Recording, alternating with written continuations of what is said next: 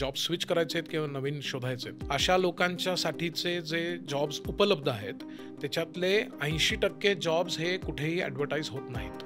80% jobs हे internal रेफरन्सेसमधनंच भरले जातात. सगळ्यात कमी महत्त्वाचा भाग रेझ्युमेमधला जो कंपन्या किंवा रिक्रुटर बघतात तो पर्सनल इन्फॉर्मेशन आहे. आणि भारतामधल्या सर्व रेझ्युमेमध्ये पर्सनल इन्फॉर्मेशन खचाखच भरलेली असते. Human I is not even reading your resume. तुम्ही जो पाठवला, ईमेल अटॅच करून पाठवला किंवा वेबवर अपलोड केला, तर that passes through a system called ATS, application tracking system, हे त्याचा फुल फॉर्म. आणि ATS मधनं तो फिल्टर होऊन जर का पास झाला पुढे, तर तो कोणीतरी हायरिंग मॅनेजर मुळात बघतो, नाहीतर it goes into trash can. तुम्ही 3 वर्षामध्ये 7 कंपन्या बदलल्या आहेत. जनरली इम्प्रेशन काय होतं याच्यामध्ये की तुम्ही फक्त 10,000 रुपये 5,000 रुपये एवढ्या प्राईस डिफरन्शियलवर किंवा पॅकेज डिफरन्शियलवर तुम्ही लॉयल्टी विकून टाकताय आणि उडी मारताय. तर दिस इज नॉट टेकन लाईटली. आत्ताची स्थिती अशी आहे की अपस्किलिंग याचं ड्युरेशन आता 9 महिन्यावर आलं आहे. वाव. म्हणजे जे मी आत्ता कम्प्लिटली नवीन म्हणून शिकलो ते 9 महिन्यानंतर ओनली हाफ इफेक्टिव्ह असेल. Keep up with AI. Keep up with tools which are enabled by AI. AI हे आपलं शत्रू नाही, कॉम्पिटिटर नाही, पण आपले कॉम्पिटिटर अशी लोक आहेत की जी AIचा वापर करून तयारी करून आलेली आहेत आणि आपण मात्र केलेलं नाही. सो रेझ्युमेपासून, जॉब शोधण्यापासून, इंटरव्ह्यूपासून, इंटर्नशिपपासून सगळ्या ठिकाणी जी फ्री AI टूल्स आहेत ती आपण वापरत का नाही आहोत, हा माझा अत्यंत सिंपल प्रश्न आहे.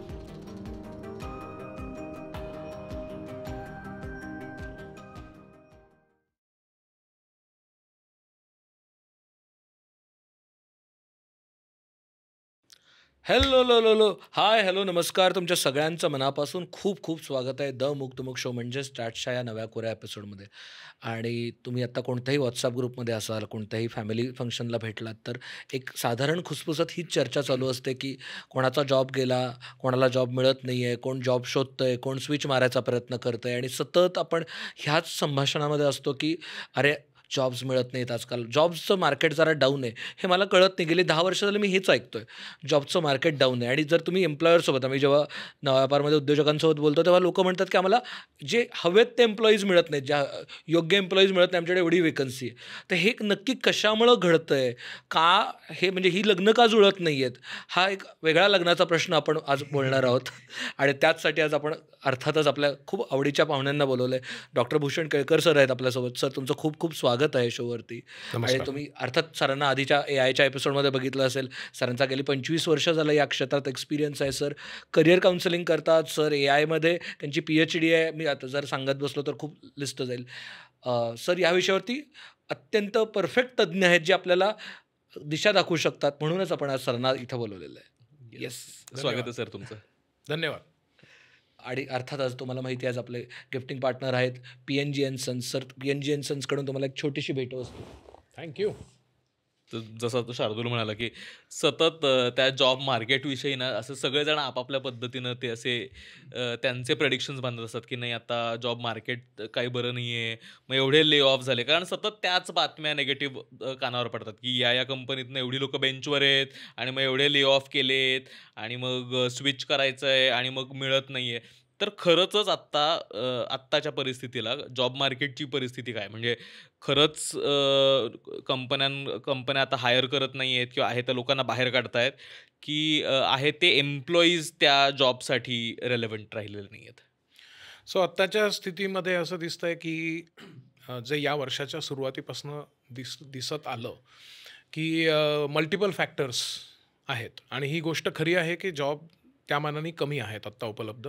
अच्छा. आणि अशी एक आशा होती, आपण म्हणू की वर्षाच्या मध्यापासनं पुढे जुलै ऑगस्टपासनं things will become simple or simpler. आणि त्याच्यामध्ये जे रशिया युक्रेन युद्ध आहे, इस्रायलचं आहे, अशा गोष्टी ज्या सुरू झाल्या त्यावरनं असं वाटलं होतं की इट विल इज आउट. हा एक इंटरनॅशनल भाग झाला. बरोबर. दुसरं म्हणजे की पॉलिटिकल इन्स्टेबिलिटी खूप देशांमध्ये. आणि आता जे काय आपण ऐकतो आहे ट्रम्प किंवा अमेरिकेचं इलेक्शन रिझल्ट आणि त्याच्यानंतर DOGE म्हणून जे आपण बघतो आहोत, दॅट इज क्रिएटिंग वेव्स. म्हणजे डिपार्टमेंट ऑफ एज्युकेशनच बंद करणार आहेत असं एक वदंत आहे. नंतर 15 लाख लोकांना अमेरिकेत जर का गव्हर्नमेंटचं DOGEच्या अंडर काढून टाकलं तर त्याच्यासाठी असणारे जे डिपेंडंट बिझनेसेस आहेत त्याच्यावर परिणाम होईल. त्याच्यावरनं लोक कॅश ट्रॅप्ड असतील वगैरे अशा. एफिशियन्सी इम्प्रूव्हच्या नावाखाली गव्हर्नमेंट पण ले ऑफ करणार. येस, आणि गव्हर्नमेंटमध्ये जर का त्यांनी कमी केलं लोकांना तर naturally they will be pressure on the employment.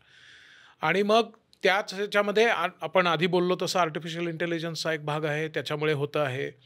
आत्ताचं जे AI किंवा in general computer science, IT ह्याच्यामधले जे जॉब्स आहेत त्याचं नेचर पूर्ण बदलतं आहे आणि अजून 1-2 वर्षामध्ये त्याच्यामध्ये खूपच बदल होतील. तर हे जे सगळं आहे दॅट इज ऑल कंपाऊंडिंग आणि definitely the job market is less. आणि अमेरिकेमध्ये सुद्धा भारतातनं जी लोकं गेली आहेत, यावेळी आपण बघितलं की सगळ्यात जास्ती स्टुडंट्स हे भारतातनं गेले आहेत, इव्हन सरपासिंग चायना. तरी तिथं असणारी जी मुलं मुली आमच्या करिअर काउन्सिलिंगच्या ह्याच्यामुळे आम्हाला माहिती असतात, दे आर एक्सप्रेसिंग कन्सर्न की आम्हाला जेव्हा जॉब मिळवण्याची वेळ येईल त्यावेळेला मिळत नाही आहेत किंवा इंटर्नशिपच्या बाबतीमध्ये पण त्रास होतो आहे. तर these are all real things. इंडियामध्ये मी म्हणेन त्या मानाने पिक्चर इज सिम्पलर, बेटर. अच्छा. आणि याचं कारण इंटरनल डिमांड इज मोर आणि ती बाकीच्याही सेक्टरमध्ये आहे. म्हणजे उदाहरणार्थ TCS किंवा इन्फोसिस ह्याच्यामध्ये 2025 आणि 26 या फायनान्शियल इयरमध्ये दे आर प्रोजेक्टिंग की जवळजवळ 15 ते 20% AIचे coding jobs will be done by AI. जसं आत्ता डिक्लेअर झालं की गुगलमध्ये 25% coding has been already done by AI. त्याचे रिपरकशन्स इन्फोसिस आणि TCS मध्ये सुद्धा आपल्याला दिसत आहेत. तर काही सेक्टर्स इंडियामध्ये आहेत त्याच्यावर इम्पॅक्ट आहे, पण इन जनरल आपली economy is doing much better आणि त्यामुळे आपल्याकडे असणारे जे इंटरनल डिमांडच्यावर आधारित जॉब्स आहेत त्या दोस सेक्टर्स आर डुईंग वेल. त्यामुळे it is a mixed bag आणि हे किती वेळ टिकेल हे सगळं सांगणं खरोखरच अवघड आहे. म्हणजे आता ज्या तऱ्हेचे मिसाईल्स वापरले गेले आहेत युक्रेनकडनं, त्याला रिस्पॉन्ड कसा केलं जाईल रशियाकडनं is very difficult to predict. तर ह्या सगळ्या याच्यामध्ये आपण म्हणू की जे आशावाद हा सेकंड हाफमध्ये 24 मध्ये होता तो तेवढा राहिलेला नाही आहे आणि 25 लुक्स ऑल्सो डिफिकल्ट, हे नक्की आहे. बापरे, हे जेव्हा इतकं डिफिकल्ट म्हणजे किंवा थोडंसं संमिश्र दिसतंय तेव्हा जर 4 सीट्सवरती 10 जण अप्लाय करत असतील तर अजून जास्त स्वतःला कुठेतरी कंप्लाय करणं असेल, स्वतःला फिट करणं असेल, मी कसा बेटर आहे त्या सीटसाठी. म्हणजे खरं तर हे राजकारणाच्या खुर्चीसारखंच झालं की आपल्याला सतत दाखवत राहावं लागणार आहे की मी का भारी आहे त्या खुर्चीसाठी. तर त्याच्यासाठी मुळात जॉब शोधायचं कुठून, म्हणजे कारण आत्ता जो सगळीकडे हे म्हणतात की मी खूप जॉब शोधतोय, अरे मी 1 वर्ष झालं जॉब शोधतोय पण जॉबच सापडत नाहीत, जॉब्सच मिळत नाहीत. नक्की कसं जॉब सर्चमध्ये पण काही फरक पडला आहे का? जर तुम्ही म्हणताय की जॉबच्या प्रोफाईलमध्ये चेंज झालेलं आहे, जॉब्स ची कामं जी आहेत ती बदलली आहेत, तर मग सर्च पण बदलला असेल ना? बरोबर. आणि हे तिन्ही पर्स्पेक्टिव्हने बोलू शकलो. एक म्हणजे जे अगदी फ्रेशर्स आहेत किंवा कॉलेजमध्ये आहेत त्यांनी जॉब शोधताना काय तयारी केली पाहिजे किंवा काय अप्रोच असला पाहिजे, आणि जे ऑलरेडी काही जॉब्समध्ये आहेत आणि आता त्यांना स्विच हवा आहे या लोकांसाठी सुद्धा. कारण हे दोन्ही वेगवेगळे लोक आहेत आणि वेगवेगळ्या परिस्थितीत आहेत, तर त्यांचे अप्रोचेस वेगळे असले पाहिजेत का? आणि असतीलच अर्थात 100% वेगळे असले पाहिजेत. मुळामध्ये जे जॉबमध्ये आहेत आणि त्यामुळे त्यांना मिड लेवल किंवा हाय लेवलचे जे जॉब स्विच करायचे आहेत किंवा नवीन शोधायचे आहेत, अशा लोकांच्यासाठीचे जे जॉब्स उपलब्ध आहेत त्याच्यातले 80% जॉब्स हे कुठेही ॲडव्हर्टाईज होत नाहीत. म्हणजे आपण समजा म्हटलं की timesjobs.com, monsterjobs.com, indeed.com असे जे स्टँडर्ड टूल्स आहेत आणि काही AI एनेबल्ड पण टूल्स आहेत ते पण आपण बघू, पण ह्याच्यामध्ये ॲडव्हर्टिजमेंट होतच नाही. 80% जॉब्स हे इंटरनल रेफरन्सेसमधनंच भरले जातात आणि त्याच्यासाठी काही AI टूल्स वापरली जातात. त्याच्यामध्ये सुद्धा सोशल मार्केटिंग म्हणजे समाज माध्यमांचा वापर खूप होतो आणि त्यामुळे ह्या प्रकारचा हा जो सेक्टर तू म्हणतोयस की ज्याच्यामध्ये मिड लेवल किंवा अपर मॅनेजमेंट ह्या लोकांनी त्यांचं समाज माध्यमामध्ये असणारं जे अस्तित्व आहे, डिजिटल प्रेझेन्स, ते अतिशय चांगलं ठेवलं पाहिजे. उदाहरणार्थ लिंक्डइन, गिटहब किंवा असे. आणि जे हे ते ठेवत नाही आहेत त्यांना जॉब मिळत नाहीत कारण त्यांना मुळात जॉब दिसतच नाहीत, कारण ते ॲडव्हर्टाईज केले जात नाहीत. हा एक भाग झाला. आणि दुसरा जो भाग आहे तो म्हणजे की विद्यार्थी किंवा जे 5 वर्ष मायनस असा मी एक कॅटेगरी म्हणेन की ज्यांचा अनुभव अगदी तोकडा आहे किंवा काहीच नाही आहे. तर अशा लोकांच्यासाठी मात्र there are many opportunities which are available on Indeed आणि ह्या प्रकारचे साईट्स. आणि त्याच्याही मध्ये तुम्हाला there are tools, AI based tools. एक प्रकारे हा काट्याने काटा आहे एआयच्यामुळे हे जॉब्स कमी होत आहेत, पण एआयच्यामुळे जॉब शोधण्यापासून ते इंटरव्ह्यू प्रॅक्टिसपर्यंत आणि आपल्या आत्ताच्या संभाषणामध्ये हे येईलच की विविध टप्प्यांवर एआयचा वापर कसा करता येईल आणि ते करणं आवश्यक राहील. म्हणजे मला नाही वाटत की ह्याच्यात काही ऑप्शन आहे. तर एआयच्या साह्याने रिक्रुटमेंट होणं हा सुद्धा कंपन्यांच्या मध्ये मोठा ट्रेंड आहे आणि तो इव्हन लोअर लेवलपर्यंत आलेला आहे. याचं एक उदाहरण की वॉल्वो नावाची कंपनी की जी गाड्यांची आपल्याला माहिती आहे, तर वॉल्वो कंपनी ह्यांनी 300 इंजिनियर्स हे पूर्णपणे एआयच्या साह्याने घेतले. त्याच्यामध्ये एकही इंटरव्ह्यू ह्युमन इंटरव्हेन्शनचा नव्हता. बापरे. आणि त्याच्यामध्ये डायरेक्टली ॲप्लिकेशन टू सिलेक्शन आणि जॉईनिंग हे सगळं ऑटोमेटेड होतं आणि एआयच्या आधारे होतं. हे त्यांनी एक एक्सेप्शनल उदाहरण म्हणून मी तुम्हाला सांगतो. हे काही रोज घडत नाही आहे, पण त्या मानाने बघायचं झालं तर HUL हिंदुस्तान युनिलिव्हर ह्याची असणारी ग्लोबल HR मॅनेजर हिने असं सांगितलं की आमची 92% रिक्रुटमेंट ही आम्ही एआयच्या साह्याने विदाऊट ह्युमन इंटरव्हेन्शन करतोय. ही बातमी तुम्हाला सांगतोय मी 10 वर्षापूर्वीची. लीना नायर म्हणून ती HR ची हेड पण नव्हता.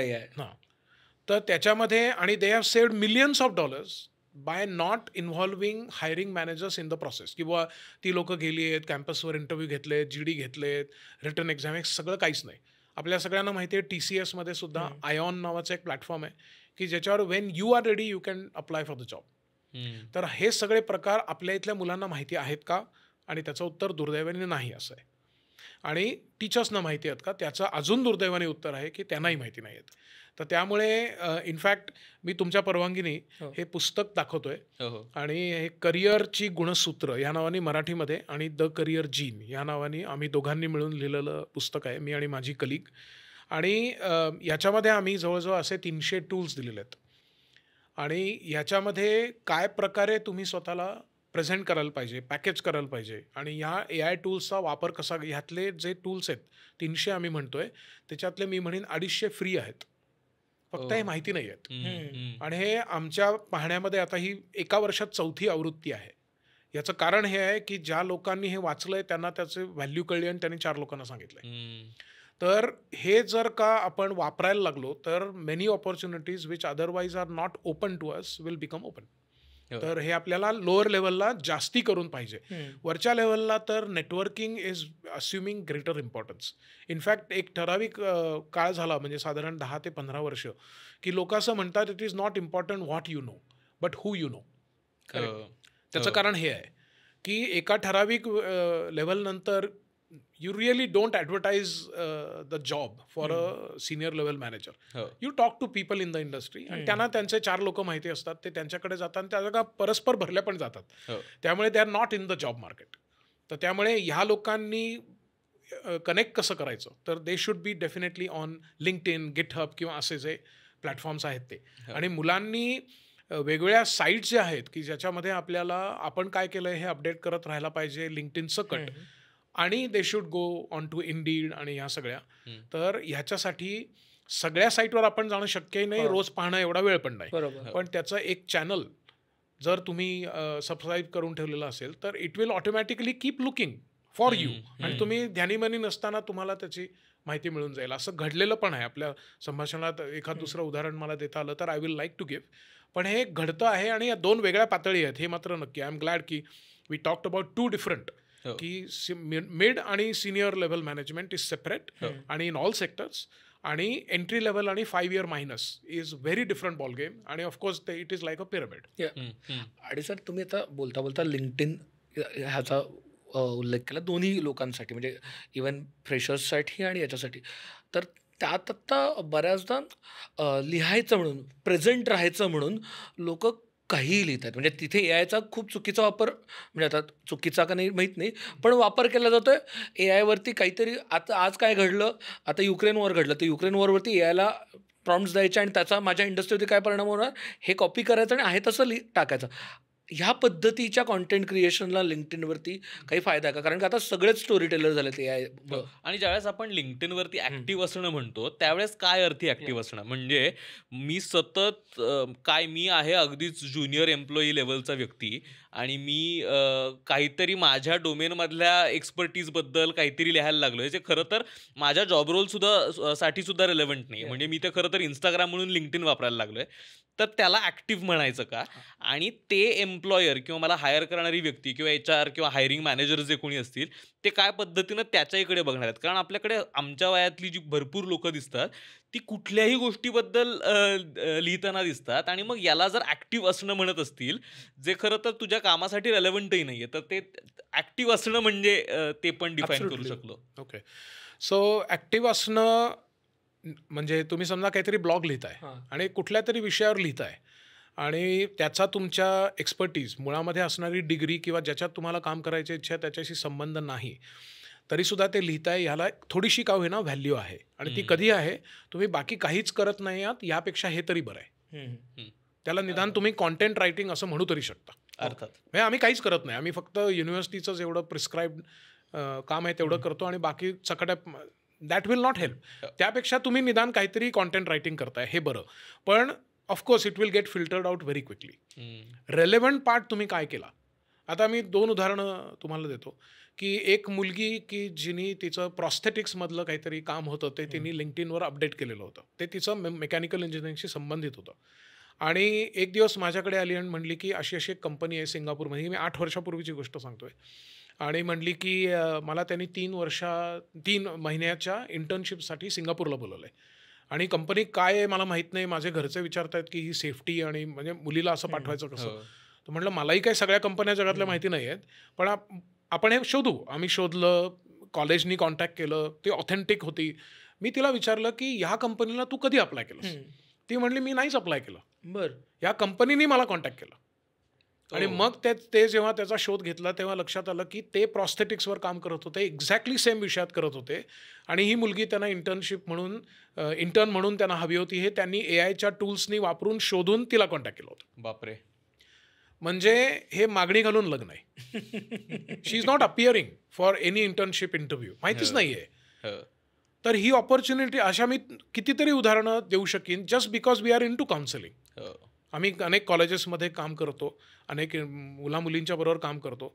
त्यांना आम्ही हे सांगतो की it is in your interest to write down what you are doing in your regular projects, आणि हे अपडेटेड ठेवतच नाहीत. तर ते ठेवलं नाही तर you are closing this kind of doors. म्हणजे मी परत मधाचं बोट लावत नाही की तुम्ही अपडेटेड ठेवलं म्हणजे आता तुम्हाला नॉर्वे अँड फिनलंडमधनं कॉल येणार आहे, असं काही मी म्हणत नाही. पण हे नाही केलं तर नक्की येणार नाही हे आपल्याला सांगता येईल. आणि बॅकग्राऊंड चेकसाठी सुद्धा लिंक्डइन प्रोफाईलचा उपयोग होतो. म्हणजे हे माझ्याच बाबतीत घडलेली मी 2 गोष्टी तुम्हाला सांगतो की वे बॅक 2011मध्ये जेव्हा IBMच्या HR आमचं रिक्रुटमेंट चालू होतं आणि मी तेव्हा HRच्या एका पोस्टवर होतो. तर एक XLRI मधला खूप उत्तम मुलगा की ज्याला ऑलमोस्ट सिलेक्ट झालेला होता तो, तर याच्या सिलेक्शनच्या फायनल स्टेपला फेसबुकवर त्यांनी लिहिलेली एक कॉमेंट होती आणि ती भारताच्या एका सेक्शन विषयी होती. ती डिरॉगेटरी होती, ॲक्सेप्टेबल नव्हती. तर ह्या माणसाच्या बद्दल निगेटिव्ह ओपिनियन इमिजिएटली फॉर्म होऊन त्याचा रेझ्युमे पुढे गेला नाही. दुर्दैवाचा भाग असा आहे की त्याला हे माहिती नाही की त्याला सिलेक्ट का केलं नाही. त्याला बहुतेक असं वाटतंय की त्याचे क्वालिफिकेशन्स कमी पडले. तो XLRIचा टॉपर होता, पण त्याला सिलेक्ट न करण्याचं कारण की त्याचं समाज माध्यमामध्ये असणारं अस्तित्व हे क्वेश्चनेबल होतं. सो माझा मुद्दा हा आहे की समाज माध्यमामध्ये तुम्ही असणे याने तुम्हाला स्कॉलरशिप किंवा जॉब्स किंवा इंटर्नशिप्स ओपन होणार आहेत, पण ॲट द सेम टाईम त्या तुमच्या जर का तुम्ही नीट स्वतःला प्रेझेंट केलं नाही तर त्या जाऊ पण शकणार आहेत. निष्कर्ष काय आहे? समाज माध्यमावर असलंच पाहिजे, करंट असलं पाहिजे आणि स्क्रुपलसली असलं पाहिजे, विचारपूर्वक असलं पाहिजे की हे मला चांगल्या तऱ्हेने प्रोजेक्ट करताय का आणि is this going to help me. तर हे जर आपण करणार असू तर समाज माध्यमाच्या मधनं आपल्याला अनेक ऑपॉर्च्युनिटीज ओपन होणार. आणि खरोखरच याची उदाहरणं द्यायची झाली तर आपल्याला 3 एपिसोड ह्याचेच करायला लागतील. आणि मी फक्त 10-15 वर्षच काउन्सिलिंगमध्ये आहे. असे अनेक चांगले काउन्सिलर्स आहेत की जे तुम्हाला यापेक्षा जास्ती उदाहरणं देतील. मुद्दा हाच आहे की use social media for exploration आणि व्हेरिफिकेशन. हो. मला हा मुद्दा खूप महत्त्वाचा वाटतो, कारण आता सगळेच जण सोशल मीडियावरती इतके ॲक्टिव्ह असतात, वेगवेगळ्या समाज माध्यमांचा वेगवेगळ्या गोष्टींसाठी उपयोग करत असतात, पण हे त्यांच्या बऱ्याचदा लक्षात येत नाही. म्हणजे आता आमचंच उदाहरण घ्यायचं म्हटलं, की आमच्या इकडे गेस्टना पॉडकास्टवरती फीचर करण्यासाठी इतक्या प्रोफाईल्स येतात. आम्ही पहिल्यांदा काय करतो, यूट्यूबवरती ते काय जाऊन बोललेत किंवा इंस्टाग्रामवर ते काय बोललेत, काय काय मतं आहेत त्यांची, याची बेसिक माहिती काढतो आणि हेच आमचं फिल्टरिंग आहे. म्हणजे कदाचित आम्ही हा फीडबॅक समोरच्या व्यक्तीपर्यंतही पोहोचवत नाही, की तुमचा हा या गोष्टीमुळे तुमचं हे फिल्टर आउट झालं. पण हे इतक्या बारीक बारीक गोष्टींनी सुद्धा आपल्याला पारखलं जाणार आहे हे माहीत असणं खूप गरजेचं आहे. बरोबर. म्हणजे लोकांना समाज माध्यमांवर सोशल मीडियावरती बोलताना हे लक्षात येत नाही की माझं इन्स्टा कोण बघणार आहे, माझं फेसबुक कोण बघणार आहे, पण लोक बघतायत. सो तुमच्या जॉबच्या इमेजला हर्ट होईल असं टाळलं पाहिजे. जॉबची इमेज सोडून द्या, तुम्हाला जर कोणी नवीन व्यक्ती आहे असं कळलं तर तुम्ही पहिलं काय कराल? You will Google that name, you will look for LinkedIn किंवा इंस्टाग्राम किंवा so companies will definitely do it. आता याचा पुढचाच मुद्दा हा, म्हणजे हल्ली खूप लोक हे तर करतात की जॉब्स काय, आता हे तर आपल्याला लक्षात आलं की कुठे जॉब्स कुठल्या पद्धतीचे शोधले पाहिजेत. पण आपल्या ओळखीतले, म्हणजे माझ्या ओळखीतले तरी बरेच मित्रमैत्रिणी आहेत की जॉब्सला अप्लाय तर करतात पण त्यांना कधीच रिव्हर्ट येत नाही. म्हणजे असे 100 जॉब्सना अप्लाय केलं आणि मग लोकांकडे कंपन्यांची यादी असते, ईमेल्स असतात, मग लिंक्डइनवरती कुणाकुणाला असे शोधून शोधून काढलेले कॉन्टॅक्ट्स असतात. अप्लाय केलंय पण मला रिव्हर्टच आला नाही. हे असं का होतं? म्हणजे जर मला माहिती आहे की या एम्प्लॉयरकडे या पद्धतीचा जॉब आहे ज्याच्यासाठी मी कदाचित फिट आहे, तर मी काय चुका करतो आहे या जॉबला अप्लाय करताना की मी सिलेक्टच होत नाही किंवा मला रिव्हर्टच येत नाही. मग त्या रेझ्युमेमधल्या चुका असो, मी ज्या पद्धतीनं अप्रोच करतो त्यातल्या चुका असो, किंवा कदाचित मी चुकीच्या पोझिशनसाठीच अप्लाय करतो आहे किंवा मी चुकीच्या प्लॅटफॉर्मवरनंच अप्लाय करतोय. म्हणजे नेमकं चुकतं कुठे की मला कधीच ईमेलच येत नाही तिथून. तू जी चारही कारणं सांगितली ती तर व्हॅलिड आहेतच. पण genuinely there might be competition. आणि मी म्हणलं तसं की काही प्रमाणामध्ये झालंय असं की there is a supply demand. याच्यामध्ये सप्लाय हॅज इन्क्रीज्ड आणि त्यामुळे सिलेक्टिव्ह कंपनीज होऊ शकत आहेत. हा एक भाग आहे. परंतु तुमचं पॅकेजिंग चुकल्यामुळे तुम्हाला इंटरव्ह्यू कॉल्स येत नाहीत किंवा पुढची सिलेक्शन प्रोसेसमध्ये तुम्ही जात नाही, याची अनेकविध कारणं आहेत. त्यातली आपण 1-2 तर नक्की बघूया. की मला असं जाणवलंय की ते बऱ्याच लोकांचं ते चुकल्यामुळे they are not getting calls. आपण थोडंसं ग्रॅज्युएट लेव्हलच्या मुलांच्याबद्दल बघू आणि नंतर मे बी वेळ मिळाला तर सिनियरमध्ये बघू. ग्रॅज्युएट ह्याच्यामध्ये एक तर गोष्ट सर्व इंडस्ट्रीमधली लोक तुम्हाला सांगतील की CGPA 7 आणि CGPA 7.5 ह्याच्या लेखी इंडस्ट्रीला काही फरक पडत नाही. ओके. 7.14 आणि 7.24 याच्यामध्ये मी 7.24ला घेणार नाही नेसेसरीली. असंच दोघंही आमच्या मते 7 आणि 8 मध्ये साधारण सेम नॉलेज आहे. जर असं नसतं तर कंपनीनी कॉलेजला कळवलं असतं की पहिले 15 तुमच्या रँकनुसार जे आहेत त्यांना आम्ही जॉब दिला, आम्ही येत पण नाही तिथे, काय गरज आहे. सो ही एक महत्त्वाची बाब की मी 7.24 आहे किंवा मी 9.5 आहे म्हणजे माझं जॉब झालं, असं आम्ही खूप वेळा पाहिलं आहे की 7.5 वाल्या माणसाला 4 कॉल्स आहेत आणि 9.8 वाल्याला एकही कॉल नाही आहे. बापरे. हे झालेलं आहेत आमच्या समोर घडलेल्या गोष्टीत. आणि मग तो जो 9.8 वाला माणूस असतो तो म्हणतो की ह्या 7.5ला बरेच वेळा अडलं तेव्हा मी शिकवलं आणि ह्याला 4 जॉब इंटरव्ह्यू येतात आणि मला एकही येत नाही. कलियुग आहे. अजून काय असतं वेगळं कलियुग. आणि हे त्याला वाटण्याचं कारण त्याच्या डोक्यात हे येत नाही की आपलं पॅकेजिंग चुकलंय. There are lot of things that can go wrong. मुळामध्ये एक गोष्ट रेझ्युमेच्या बाबतीमध्ये लक्षात ठेवायची की रेझ्युमे हा 1 शॉट करेक्टच असला पाहिजे. एक मी नेहमी उदाहरण देतो की इंटरव्ह्यूच्या केसमध्ये एक आमच्या समोर होता UPSC फायनलला सिलेक्ट झालेला, 10 लाखातनं पहिला 2000 असणारा मुलगा. आणि दिल्लीमधल्या या इंटरव्ह्यूमध्ये तो म्हणला की दिल्ली हे विश्वत वृत्तावर आहे. त्याचं 600 मार्काचं जॉग्रफी होतं. हे 5वीतला मुलगासुद्धा ही चूक करणार नाही. आणि तो कॉन्फिडन्स, सगळं पॅनल स्तब्ध की असा हा माणूस कसं बोलू शकतो. दिल्ली विश्वत वृत्तावर आहे. ते परत आमचे चेहरे पाहून त्याला लक्षात आलं काहीतरी गडबड आहे, पण तरी तो कॉन्फिडेंटली म्हटला, परत म्हटला. आणि मग त्याच्या लक्षात आपली चूक आली. मग त्यांनी करेक्ट केलं. तो म्हटला sir I am under pressure आणि सॉरी. आणि त्याला फायनल सिलेक्शन झालं त्याचं. हे ह्युमन फीचर आहे ना की you can go wrong under pressure. तर हे त्याला करता आलं. इतकी ग्रॉस मिस्टेक की ज्याचं 600 मार्काचं जॉग्रफी आहे UPSCला, तो भारताची राजधानी चुकीची हे जर सांगत असेल, तुम्ही सांगा रेझ्युमे लिहून तुम्ही पाठवल्यानंतर तुम्हाला असं फोन करून सांगता येईल का की जरा ती तिसरी लाईन चुकली आहे तर तेवढी बदला. तुम्ही मुळात फोन कोणाला करणार, कधी करणार, माहितीच नाही ना. You have to be right the first time. So resume आपल्याला वाटतं काय माझ्याबद्दलची माहिती आहे, I am just going to dump all my information, what is the big deal. आणि मग 100 ठिकाणी आपण पाठवतो आणि त्या 100 चुकांनी भरलेलं पाठवतो आणि we never get a call. So ह्याच्या बाबतीमध्ये अगदी जागरूक असलं पाहिजे. बरेच वेळेला आता रेझ्युमेमध्ये मुळामध्ये कंपनीच्या साईडनी काय बघितलं जातं हे जर आपण ॲनलाइज केलं, आणि त्याचे बरेच ॲनालिसिस आहेत, वेबवर उपलब्ध आहेत आणि AI पण ते उपलब्ध करून दिले. त्याने टाइम्स ऑफ इंडियामध्ये वेळोवेळी बातम्या येऊन गेलेल्या आहेत. त्याच्यामध्ये त्यांनी सांगितलं आहे की सगळ्यात कमी महत्त्वाचा भाग रेझ्युमेमधला जो कंपन्या किंवा रिक्रुटर बघतात तो पर्सनल इन्फॉर्मेशन आहे. आणि भारतामधल्या सर्व रेझ्युमेमध्ये पर्सनल इन्फॉर्मेशन खचाखच भरलेली असते. म्हणजे याची खूप विचित्र उदाहरणं मी बघितलेली आहेत. अमेरिकेमध्ये जेव्हा मी पहिल्यांदा हायरिंग मॅनेजर झालो IBMमध्ये, तेव्हा एका टेबल भोवती आम्ही सगळे हायरिंग मॅनेजर बसलो होतो. It was my first time, so I was very excited.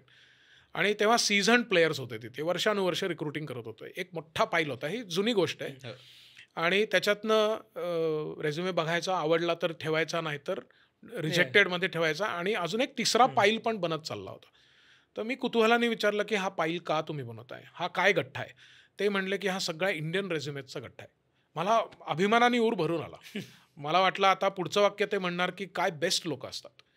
मग ते म्हणले की सगळं संपलं. हे शुक्रवारची संध्याकाळ होती, पिझ्झा आणलेला होता, कॉफी होती. ते म्हणले सगळं झालं की हा आपण गठ्ठा बघू, let's have good fun and then go home. Sub Saharan आफ्रिकामधनं सुद्धा आलेले रेझ्युमे आपल्या इतके गैगुजरे नसतात. विचार करा, आपली 5th लार्जेस्ट इकॉनॉमी आता. आणि मग काय चुका असतात त्याच्यामध्ये सगळी पर्सनल इन्फॉर्मेशन असते. इनफॅक्ट मी बरेच वेळेला ह्याचं जे सेशन्स घेतो, 2000पेक्षा जास्ती सेशन्स मी घेतले, त्याच्यामध्ये सांगतो की पहिलं पान जे रेझ्युमेचं आहे त्याच्यामध्ये हुंडा घेणार नाही आणि मंगळ नाही हे 2 सोडून सगळी मॅट्रिमोनियलची माहिती दिलेली असते. आई वडील काय करतात, पत्ता एक्झॅक्ट काय आहे, ब्लड ग्रुप काय आहे, तुमचं रिलिजन काय आहे, ही माहिती इन्फोसिसला नको आहे.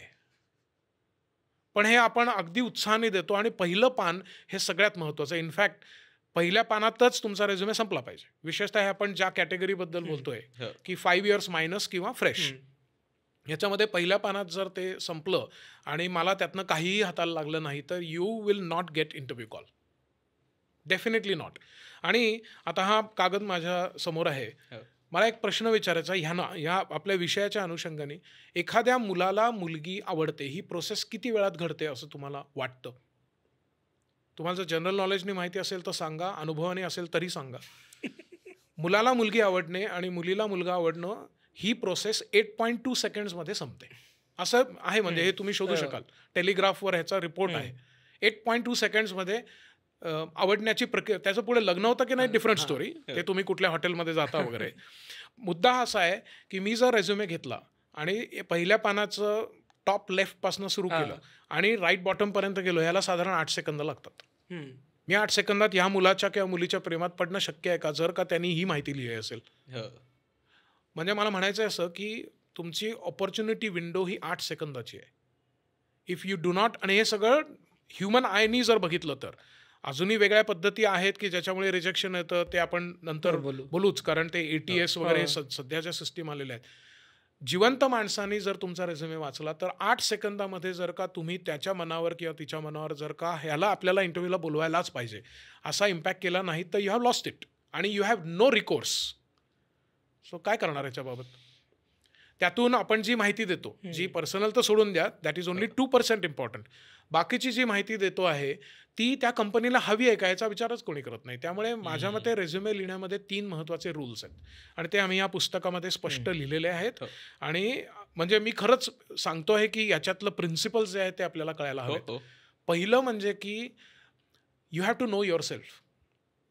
बऱ्याच लोकांना हे विनोदी वाक्य वाटेल की मी माझ्याबद्दलच लिहितोय ना, तर आय नो माय सेल्फ. तर यू डोंट. ह्याचं एक सिम्पल उदाहरण, कोणत्याही वर्गामध्ये, कुठल्याही कॉलेजमध्ये, कुठल्याही इयत्तेमध्ये जाऊन तुम्ही विचारलं की डिस्क्राईब युअर सेल्फ, तर ती लोकं गडबडून जातात. ते त्यांच्याविषयीच विचारलेलं असतं. but they have no idea what to lead the answer with, and hence they don't know when to stop and where to stop. They don't know. याचं एक उदाहरण 2009मध्ये त्यावेळेला vice chancellor doctor Narendra Jadhav होते पुणे विद्यापीठाचे, त्यावेळेला पुणे विद्यापीठ. तर त्याच्यामध्ये सॉफ्ट स्किल्स वर्कशॉप होतं फॅकल्टी मेंबर्ससाठी. त्याच्यामध्ये एक टीचर, त्यांचा रेझ्युमे त्यांनी मला दिलेला होता आणि इंटरव्ह्यू चालू होता. त्या ज्या टीचर होत्या 21 वर्ष फ्रेंच शिकवत होत्या आणि त्यांना 6 महिन्याची स्कॉलरशिप फ्रेंच गव्हर्नमेंटनी दिली होती. त्याचा उल्लेखसुद्धा रेझ्युमेमध्ये नव्हता. इंटरव्ह्यूमध्ये बोलताना हा विषय आला. मी त्यांना म्हटलं, अहो तुम्ही रेझ्युमेत का नाही लिहिलं? त्या म्हटल्या, लिहिणं महत्त्वाचं आहे. हे जर का फ्रेंच टीचरला कळत नसेल तर त्यांच्या विद्यार्थ्यांना कसं कळेल? So knowing yourself is not that easy. दुसरं म्हणजे तुम्ही you need to know your audience.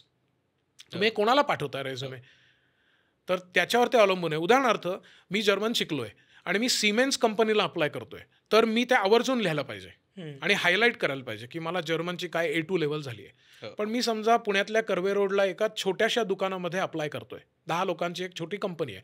I am not trying to belittle that company. मी म्हणतोय की त्यांचं काम जे काय आहे ते सीमित आहे.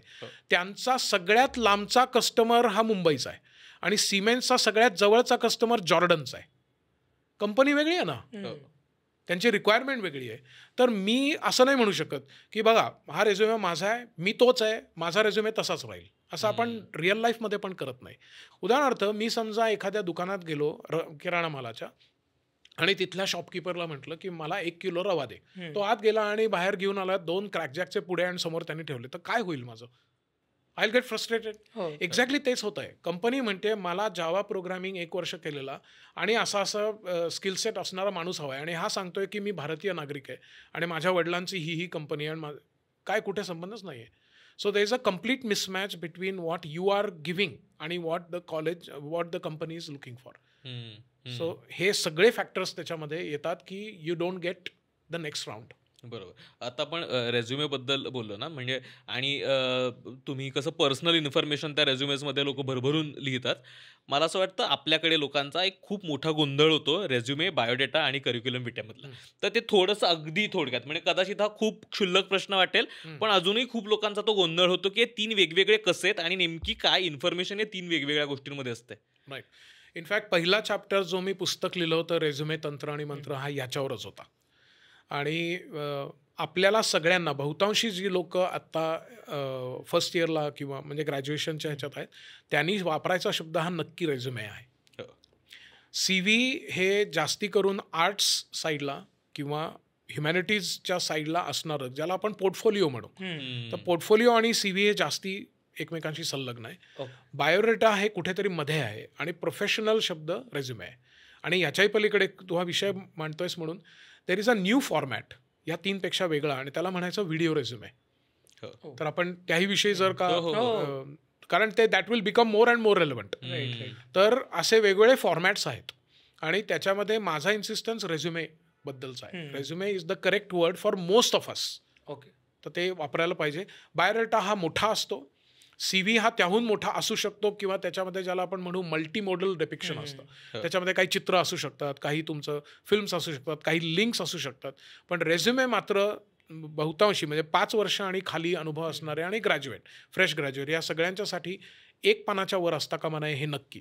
आणि फार फार तर 2. एक साधा विचार करू आपण, मेनी मल्टीनॅशनल कंपनीज यांचे जे CTOs आहेत त्यांचा रेझ्युमे 3/4 ऑफ अ पेज आहे आणि इथं असणाऱ्या इंजिनिअरिंग कॉलेजमधल्या 3rd इयरच्या मुला किंवा मुलीचा रेझ्युमे 4 पानी आहे. काहीतरी गडबड आहे यार.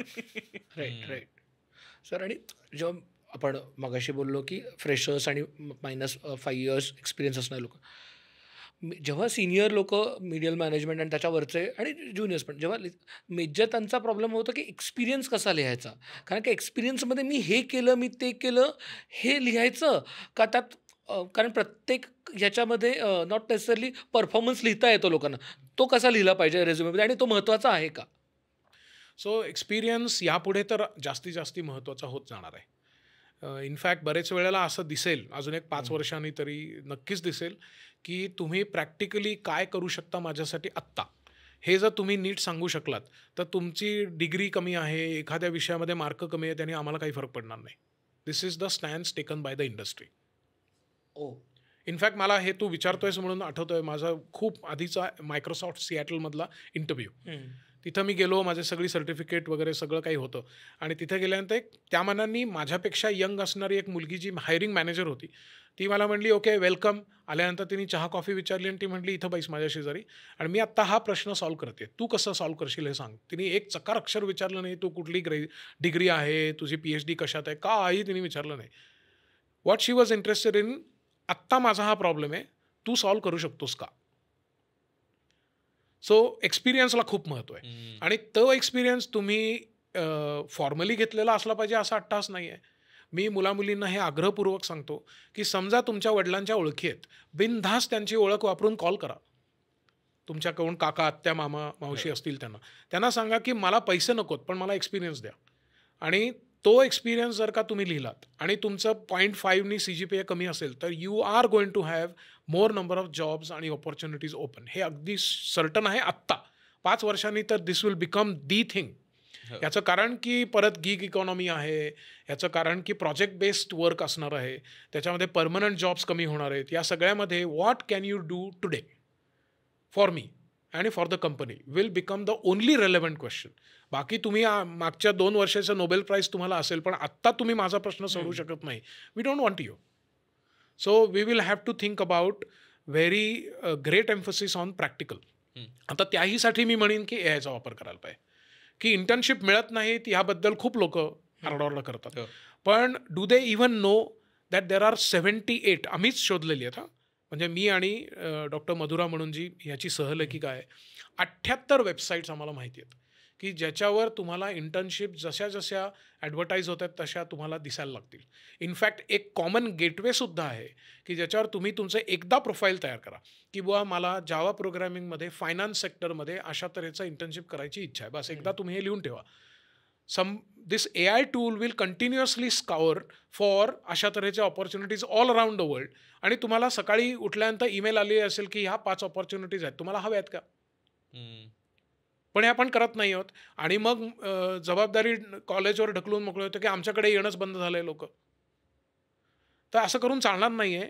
कारण कंपनीज म्हणतील तुम्हाला इंटर्नशिप का मिळाली नाही हा आमचा प्रश्न नाही, तुमच्याकडे अनुभव नाही आहे, so we don't want to thank you but no thank you. एखादा आपण एक्झाम्पल देऊ म्हणजे वेबसाईट किंवा ह्याचं एक्झाम्पल देऊ शकतो का. सो अशा तऱ्हेचे इनफॅक्ट मी या पुस्तकात लिहिलेत पण मी मुद्दाम काही टूल्स तुम्हाला सांगेन. GitHub हा एक क्लिअर आहे, बिहॅन्स म्हणून एक आहे, किंवा NGObox.org नावाचा अजून एक अशी साईट आहे, किंवा इंटर्नशाला हे बऱ्यापैकी पॉप्युलर आहे आजकाल, किंवा लिंक्डइनवर पण अशा तऱ्हेचे जॉब्स ओपन आहेत. AI प्युअर नावाचा अजून एक प्लॅटफॉर्म आहे. अशा बरेच टूल्स आपल्याला सांगता येतील की ज्याच्यामध्ये you will be able to do this. आणि आपण हे म्हणतोच आहोत म्हणून मी अजून एक उदाहरण देतो की रेझ्युमे नीट लिहायचा. याच्यासाठी आपण जे म्हटलं ना की त्याच्यामध्ये 1 किलो रवा हवा आहे आणि त्या किराणा मालाच्या माणसानी दुकानदारांनी दिला 1 किलो रवा, हे होण्याच्यामध्ये 2 महत्त्वाचे शब्द आपल्याकडे मिसिंग असतात. ते म्हणजे ऑब्जेक्टिव्ह आणि समरी. हे कोणीही लिहित नाही. ऑब्जेक्टिव्ह हे आपल्या रेझ्युमेमध्ये टॉपला पाहिजे आणि समरी हे त्याच्या खाली पाहिजे असं माझं मत आहे. निदान समरी तरी पाहिजे. ऑब्जेक्टिव्ह म्हणजे काय की एक वाक्यामध्ये दिलेलं 3rd पर्सनमध्ये रिपोर्टेड स्पीचमधलं असणारं उत्तर की तुम्हाला जर हा जॉब मी उद्या दिला तर तुम्ही काय करू इच्छिता, डिझायर, इच्छा, हे जर तुम्ही लिहिलं एक वाक्यामध्ये आणि त्याच्यामध्ये तुम्ही काय करू इच्छिता आणि तो जॉब ॲडव्हर्टिजमेंटमध्ये JD ज्याला म्हणतात जॉब डिस्क्रिप्शन, त्याच्यामधले कीवर्ड जर मॅच झाले तर there is no way you will not be called for the interview. आणि समरी हे साधारण 4 ते 5 ओळींचं असावं की ज्याच्यामध्ये तुम्ही हे सांगितलं पाहिजे की मला जे ऑब्जेक्टिव्हमध्ये करू इच्छितो ते मी करू शकण्याची प्रूफ पॉईंट्स काय आहेत. हे 5 lines will make it or break it. बाकी सगळं तुमचं जे आहे तो फापट पसार आहे. वाव. It endorses. म्हणजे मी म्हटलं की मला 1.5 वर्षाचा अनुभव आहे, हे मी समरीमध्ये लिहिलं, त्याचे डिटेल्स मी नंतर बघीन की बाबा या कंपनीत आहे 6 महिने, या कंपनीत आहे 9 महिने, जे काय असेल ते. पण मुळामध्ये ते 1.5 वर्षाचा अनुभव आहे हे समरीमध्ये यायला पाहिजे. नाहीतर काय होईल की तुम्ही मुळात 3 पानाचा सबमिट करणार रेझ्युमे आणि त्याच्यामध्ये सस्पेन्स स्टोरी बिल्ड करता की खरं जे तुमचं 24 कॅरेट सोनं आहे ते 3ऱ्या पानावर कुठेतरी कोपऱ्यात आहे, तो 3रं पान मी वाचणारच नाही आहे. So this will be very important. तर एक्सपिरियन्स आपल्याला नक्की हवा आहे आणि तो तुम्ही या पार्टमध्ये आणला पाहिजे, या प्रकारच्या टूल्सनी मिळवलं पाहिजे. आपण आता रेझ्युमे बद्दलच बोलत होतो ना, तर आणि आता इंटर्नशिप्स बद्दल बोललो, तर खूप लोकांचा कल हा त्यात खोट्या गोष्टी लिहिण्याकडे पण असतो. तर एकतर सगळ्यात महत्त्वाचं म्हणजे त्या कंपन्यांना हे कळू शकतं का एकतर या खोट्या गोष्टी लिहिलेल्या आहेत, आणि मुळातच ते एंडोर्स केलं पाहिजे नाही केलं पाहिजे. कारण खूप जणांचा असा कल असतो की हे कुठे या छोट्या कंपनीत जाऊन करणार आहेत, नाही त्यांच्या जॉब डिस्क्रिप्शनमध्ये तर काय तुला सोशल मीडियाचे स्किल्स असणं गरजेचं होतं, पण माझ्याकडे आहेत पण माझ्याकडे दाखवायला काही नाही. तर मी एक काम करतो, मित्राला फोन करतो, तुझ्या कंपनीचं नाव टाकतो आहे किंवा तू जिथे काम करतो आहेस तिथलं नाव टाकतो आहे आणि हे चालेल का. तर हे काय पद्धतीनं या सगळ्याकडे अप्रोच असला पाहिजे. सो अगदी अनइक्विव्होकली कुठेही काहीही आडपडदा न ठेवता अजिबात खोटी माहिती लिहायची नाही. कुठपर्यंत खोटं लिहायचं वगैरे हा प्रश्नच नाही. खोटं लिहायचं नाही. आणि याचं सिम्पल कारण आहे, at one point it will become clear to the company. आणि जर दोन कंपन्या एकमेकांशी बोलल्या की ह्या माणसाने स्वतःला चुकीचं रिप्रेझेंट केलं, खोटं रिप्रेझेंट केलं, all your other options will get closed. The whole world is very interconnected today. तर या भानगडीत न पडणं हा सगळ्यात शहाणपणाची स्टेप आपली राहील. आता त्याही पुढे जाऊन मी उलट म्हणेन की be as clear as possible. उदाहरणार्थ मी समजा म्हटलं की मी जर्मन शिकलोय, काय कळलं तुम्हाला? काही नाही. मी जर्मनमध्ये कविता करतो का मला फक्त डांक म्हणता येतं? पूर्ण स्पेक्ट्रम ओपन आहे ना. मी काय म्हटलं, मला जर्मन येतं. किती येतं, कुठे काय म्हटलं? इनफॅक्ट मी म्हटलं पाहिजे की मला जावा एंट्री लेवलला येते, C++ मीडियम लेवलला येतं आणि पायथन मला एक्सपर्ट लेवलला येतं आणि फ्रेंच मला बोलीभाषा येते.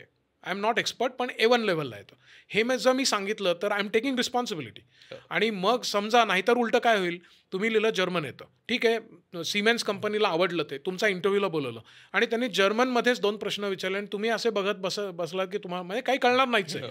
ते म्हणतील की तुम्ही लिहिलंय जर्मन येत आहे आणि तुम्ही जर स्वतःला खोटं रिप्रेझेंट करताय तर the interview is over. You are just postponing the inevitable. Why? त्यापेक्षा मी तर म्हणतोय अजून त्याला भिंग घेऊन तुम्ही स्पष्ट लिहा की तुम्हाला येतं म्हणजे नेमकं किती येतं. खोटं तर लिहायचं नाहीच आहे. आणि हे तुम्ही लिहिल्यानंतर ज्यार्थी तुम्ही एवढ्या ग्रेडेशनमध्ये लिहिताय त्यार्थी त्या कंपनीला मग तुमच्याविषयी एक विश्वास वाटतो. आणि परत मागच्या वेळी आपल्या सेशनमध्ये हे मी म्हटलंय आणि मी गेले कित्येक वर्ष म्हणतोय की एखादी गोष्ट तुम्हाला येते आहे की येत नाही आहे यापेक्षा तुम्ही लर्नेबल आहात की नाही आणि तुम्ही त्याच्याबाबत समजा चान्स दिला तर तुम्ही ते आत्मसात करायला उत्सुक असाल की नाही आणि करू शकता की नाही, हे जर तुम्ही स्पष्टपणे सांगितलं तर you will get the job. यातच पुढचा एक जो म्हणजे आता जॉब सर्चचा, जॉब हंटिंग मधला जसा सगळ्यात महत्त्वाचा पार्ट रेझ्युमे तयार करणं आहे. आपण पुढे इंटरव्ह्यूला जाऊ, पण त्यात शेवटचा एक भाग मला असं वाटतं की म्हणजे काय काय गोष्टींच्या डिटेल्स आपण डेफिनेटली दिल्या पाहिजेत. डूज काय आहेत? कारण हा मुख्य प्रश्न येतो ज्यावेळेस जे लोकांचा काहीतरी मल्टिपल ब्रेक्स झालेले असतात, की करिअरमध्ये ब्रेक आहे, तर मग तो कसा जस्टिफाय करायचा. कारण मला ज्यावेळेस इंटरव्ह्यूला बोलवतील त्यावेळेस मला कदाचित सांगता येईल व्यवस्थित माहिती, पण ते एका पानामध्ये मी माझा ब्रेक कसा जस्टिफाय करायचा, किंवा काय कुणी फेल झालं असेल कुठली एक्झाम किंवा काही मल्टिपल स्विचेस असतील कंपनीच्या, त्यावेळेस मी काही ट्रस्टवर्दी दिसत नाही माझा रेझ्युमे बघून, त्यावेळेस ज्यावेळेस फॉल्टरिंग माझ्या प्रोफाईल्समध्ये आहेत असं मला माहिती आहे, त्यावेळेस त्या गोष्टी इंटरव्ह्यूपर्यंत पोहोचेपर्यंत कशा करायच्या. कारण मला माहिती आहे की मला जर इंटरव्ह्यू मिळाला तर कदाचित मला या गोष्टी जस्टिफाय करता येतील, पण रेझ्युमेत त्या कशा करायच्या. सो खूप कंपन्या बदलणं हे माझी एनिवे सजेशन नसते. तर तुम्ही 3 वर्षामध्ये 7 कंपन्या बदलल्या आहेत. केवळ जनरली इम्प्रेशन काय होतं याच्यामध्ये की तुम्ही फक्त ₹10,000 ₹5,000 एवढ्या प्राईस डिफरन्शियलवर किंवा पॅकेज डिफरन्शियलवर तुम्ही लॉयल्टी विकून टाकताय आणि उडी मारताय. तर दिस इज नॉट टेकन लाईटली. आणि तुम्ही ते केलं असेल तर तुम्ही ते न लिहिण्याने काहीही होणार नाही आहे किंवा ते खोटं रिप्रेझेंट करून काही होणार नाही आहे. त्यापेक्षा ते तुम्ही का केलं याचं जस्टिफिकेशन समरीमध्ये लिहा. अच्छा, तुम्ही स्पष्टपणे लिहा की for various reasons I had to switch multiple companies. They were startups. They got closed. काहीतरी लिहा ना. So it depends on how you package. तर आत्ता अजून एक आत्ताची घडलेली घटना की एक मुलगी आली होती आणि ती म्हणली की एक 50 लोकांच्या ह्याच्यामध्ये आम्ही अप्लाय केलं, त्याच्यामध्ये मला 2रा नंबर मिळाला, पण तो मी काय लिहिला नाही कारण मी काय तो फार सिरियसली केलं नव्हतं. आता मी तिला म्हटलं जर सिरियसली केलं नव्हतंस आणि तरी तू दुसरी आलीस 50त तर मी पहिल्यांदा लिहिन ते की मी सहज म्हणून केलं त्याला दुसरं प्राईज मिळतं, मी जर सिरियसली केलं तर काय होईल. हा विषय माझ्या डोक्यामध्ये तू भरून दिला पाहिजेस. This is what I am saying. You don't know about yourself. तुमची स्ट्रेंथच तुम्ही ओळखली नाहीये तर ती तुम्ही पॅकेज कशी करा. हे दोन वेगळ्या गोष्टी आहेत, समजणे आणि पॅकेज करणे. या दोन्हीमध्ये आपल्याला कुठेतरी क्रॅक दिसते. आणि असे वेगवेगळ्या कारणांच्यामुळे you might have failed. In fact मी म्हणेन की समजा तुम्ही एखाद्या वर्षामध्ये तुमचा CGPA कमी आहे, तर तुम्ही समजा लिहिलं की या CGPA कमी असण्याचं समरीमध्ये लिहू शकता, हे कव्हरिंग लेटरमध्ये लिहू शकता. कव्हरिंग लेटर हा पण एक मोठा भाग असतो. त्याच्यात जर तुम्ही लिहिलं की आय अंडरस्टूड की मी तेव्हा काय पुरुषोत्तम करंडक आणि अजून कशा अनेक कल्चरल ह्याच्यामध्ये मी भाग घेतला आणि त्यावेळेला माझा CGPA एकदम 1नी खाली आला, मग माझे डोळे उघडले आणि I picked up. This tells me that you learn from your mistakes. This is a statement of your personality. एखाद्या वर्षी एक CGPA खाली येऊन आम्हाला काय फरक पडणार आहे. पण if you are a stronger personality, you can spring back from failure, then you are a very important asset to the company. So what otherwise would look as a failure, you can in some cases turn that into an advantage, but that will depend on how you package it. आणि you need to be convinced first in your heart की हे this is not my failure. नाही तर काय याच्यामध्ये frustration यायला वेळ नाही लागणार. आणि त्याच्याबद्दल मी अगेन तुमच्या परवानगीने एक टूल जे आम्ही आणि फ्री ॲप आहे ते, त्याचं नाव आहे करिअर क्लॉक. करिअर क्लॉक हे गुगल प्ले स्टोअरवर उपलब्ध आहे. इट इज फ्री ॲप आणि यू कॅन डाउनलोड दॅट. आणि त्याच्यामध्ये एक 10 मिनिटामध्ये तुम्हाला तुमचं आत्ता एक्झॅक्टली स्टँडिंग काय आहे हे कळेल. त्याला आम्ही इनफॅक्ट करिअर GPS असंच म्हणतोय, because it is telling you where you stand with respect to your own trajectory आणि with respect to other people. तर मी त्याची खूप डिटेल आत्ता इथं सांगत नाही, ते तुम्ही डाउनलोड करून बघू शकाल. परंतु त्याच्यामध्ये आपल्याला ही आयडिया येऊ शकते की आपण नेमकं कुठे कमी पडतो आहोत आणि काय गोष्टी आहेत ज्या आपण you should front load your resume, your interview with. आणि हे विशेषतः हायर लेवलच्या लोकांच्यासाठी तर उपयुक्त आहेच. तर करिअर क्लॉकमध्ये करिअर बिल्ड करण्याच्यासाठी 5 इयर्स मायनस आणि फ्रेशर्स यांच्यासाठी करिअर क्लॉक उपयुक्त आहे. आणि जे लोक चेंज करू इच्छितात त्यांच्यासाठी पण ते आहे, कारण again only those peers are being compared. तर त्यांनी कंटिन्युअस लर्निंग हे आपण मागच्या सेशनमध्ये बोललो आहे AI याच्यामध्ये की continuous learning, MOOCs, Coursera, EDX, language किंवा असे जे अनेक गोष्टी आपण त्यावेळेला बोललो होतो त्या सतत करत राहणं विल बिकम इम्पॉर्टंट. इनफॅक्ट आत्ताचा रिपोर्ट असं सांगतो की मूर्स लॉ आपल्याला माहिती आहे की हार्डवेअरमध्ये एखाद्या चिपमध्ये कम्प्युटिंग पॉवर ही दर 18 ते 24 महिन्यानंतर दुप्पट होईल आणि ते खूप वर्ष व्हॅलिड होतं.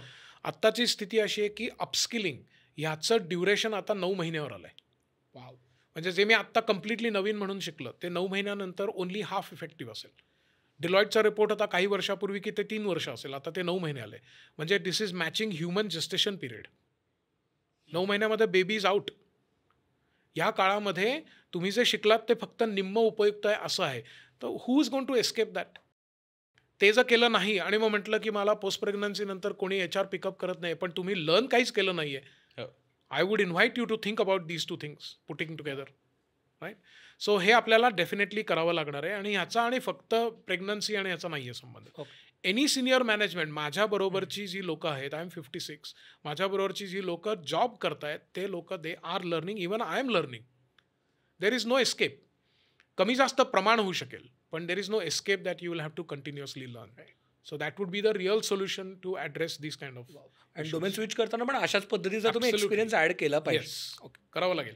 याच्यामध्ये आपल्याला रेझ्युमेचे जे टूल्स आहेत ते पुस्तकात पण आहेत, पण मी नक्की सांगेन RezyAI नावाचं एक टूल आहे किंवा ZETY नावाचं एक टूल आहे, ZETY, resumaker.ai आणि जॉब प्रोफाईल हे जे आहेत ते खूप महत्त्वाचे टूल्स आहेत असं मला वाटतं. आणि त्याच्यावरनं अनेक लोकांना ह्याचा फायदा होईल की ज्याच्यामध्ये AI एनेबल्ड रेझ्युमेज की जे जास्ती चांगले असतील, format wise, content wise, quality wise. असं आपल्याला फॉर्मॅटवरती आला एक फार बावळट प्रश्न आहे खरं तर, पण PDF पाठवायचा, डॉक्समध्ये पाठवायचा, कारण का जनरली जेव्हा मी जॉब्सला अप्लाय करत होतो तेव्हा तर म्हणजे 3-4 वर्षापूर्वी तोपर्यंत PDF चालत होतं. आता काय काही बदल झालेत का AI-मुळं? 100%. आणि हा मुद्दा आहे म्हणून आपण अजून एक महत्त्वाची टर्म लक्षात घेऊ, ती म्हणजे ATS. 75% जास्ती टक्के कंपन्या ह्या आता human I is not even reading your resume. तुम्ही जो पाठवला ईमेल अटॅच करून पाठवला किंवा वेबवर अपलोड केला तर that passes through a system called ATS. हे आपल्याकडे किती लोकांना माहिती आहे मला माहीत नाही, पण ॲप्लिकेशन ट्रॅकिंग सिस्टम हे त्याचा फुल फॉर्म. आणि ATS मधनं तो फिल्टर होऊन जर का पास झाला पुढे तर तो कोणीतरी हायरिंग मॅनेजर मुळात बघतो, नाहीतर it goes into trash can. म्हणजे परत हेच की मी एवढं काम केलं, एवढा छान रेझ्युमे लिहिला आणि तो PDF मध्ये केला, दिसायला बघा किती सुंदर आहे, लेटेक्समध्ये केला आणि खूप जॅझी आहे आणि कोणी बघितलं तर त्या कागदाच्या प्रेमात पडेल असं आहे, पण मला 100 ठिकाणी अप्लाय करून परत कलियुग. So this is happening because of ATS. तर ATSची जाणीवच नाही आहे बऱ्याच लोकांना. सगळ्यांना नाही असं नाही मी म्हणत, पण ज्यांना नाही आहे ते फ्रस्ट्रेट होण्याचं हे एक कारण आहे. ATS इज अ फिल्टर की ज्याच्यामध्ये त्या कंपनीनी जे जॉब डिस्क्रिप्शन म्हणून दिलंय त्याचे जे कीवर्ड्स आहेत ते तुम्ही पाठवलेल्या डॉक्युमेंटमध्ये आहेत का हे मॅच करतं. समजा त्याचा फिल्टर 80% असेल की आम्हाला मास्टर्सवाला मुलगा हवा आहे, जावा 2 वर्षाचा अनुभव हवा आहे, 1 वर्षाचा प्रॅक्टिकल अनुभव हवा आहे, एखादी इंटर्नशिप हवी आहे, ही आमची रिक्वायरमेंट आहे आणि कम्प्युटर सायन्स किंवा IT पाहिजे. हे 5 गोष्टी त्यांनी जॉब डिस्क्रिप्शनमध्ये लिहिल्या आहेत. त्याच्यातल्या निदान 3 ते 4 गोष्टी मॅच होतील असे जे रेझ्युमेज आहेत ते फिल्टर आउट करणे हे ATSच्या फिल्टरचं काम आहे. हे सॉफ्टवेअर फिल्टर आहे. अच्छा. त्या गाळणीतनं जे काही खाली येतील त्याच्यामधनं पुढे प्रोसेस सुरू होईल, मग इंटरव्ह्यू होईल, मग तुमची रिटर्न एक्झाम होईल वगैरे. तर ATS फ्रेंडली आपला रेझ्युमे आहे का हे चेक करायला पाहिजे. ते बरीच लोक करत नाहीत. मुळात ATS माहितीच नाही आहे, त्यामुळे ATS फ्रेंडलीबद्दल माहिती नाही. तर त्याच्याहीमध्ये आम्ही टूल्स दिलेली आहेत पुस्तकामध्ये, पण त्याच्यामध्ये मी महत्त्वाची नावं सांगेन. jobscan.co नावाची कंपनी आहे आणि यातली काही आहेत ती फ्री आहेत, काही आहेत ती पेड आहेत. ते तुम्ही तुमचं ठरवू शकाल. टॉप रेझ्युमे, आउटस्पार्क आणि novoresume.com ह्याच्यामधनं तुम्ही काही टूल्स आहेत त्याच्यामध्ये तुम्ही रेझ्युमे त्यातनं फिल्टर केलात की ते तुम्हाला सांगतं की तुम्ही 70% कंप्लायंट आहात, तुम्ही 80% कंप्लायंट आहात, तुम्ही 90% कंप्लायंट आहात.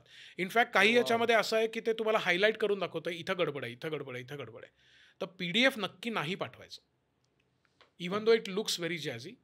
तर डॉक फाईलमधनं ATS सिस्टीम शब्द पिकअप करते चांगल्या प्रकारे आणि PDF त्याला काही वेळा वाचताच येत नाही आणि जर वाचलंच गेलं नाही तर रिटर्न तो काय करेल, मठ्ठच आहे ना शेवटी, ते रिटर्न करेल की मॅच इज 0, कारण इनपुट काहीच आलं नाही आहे.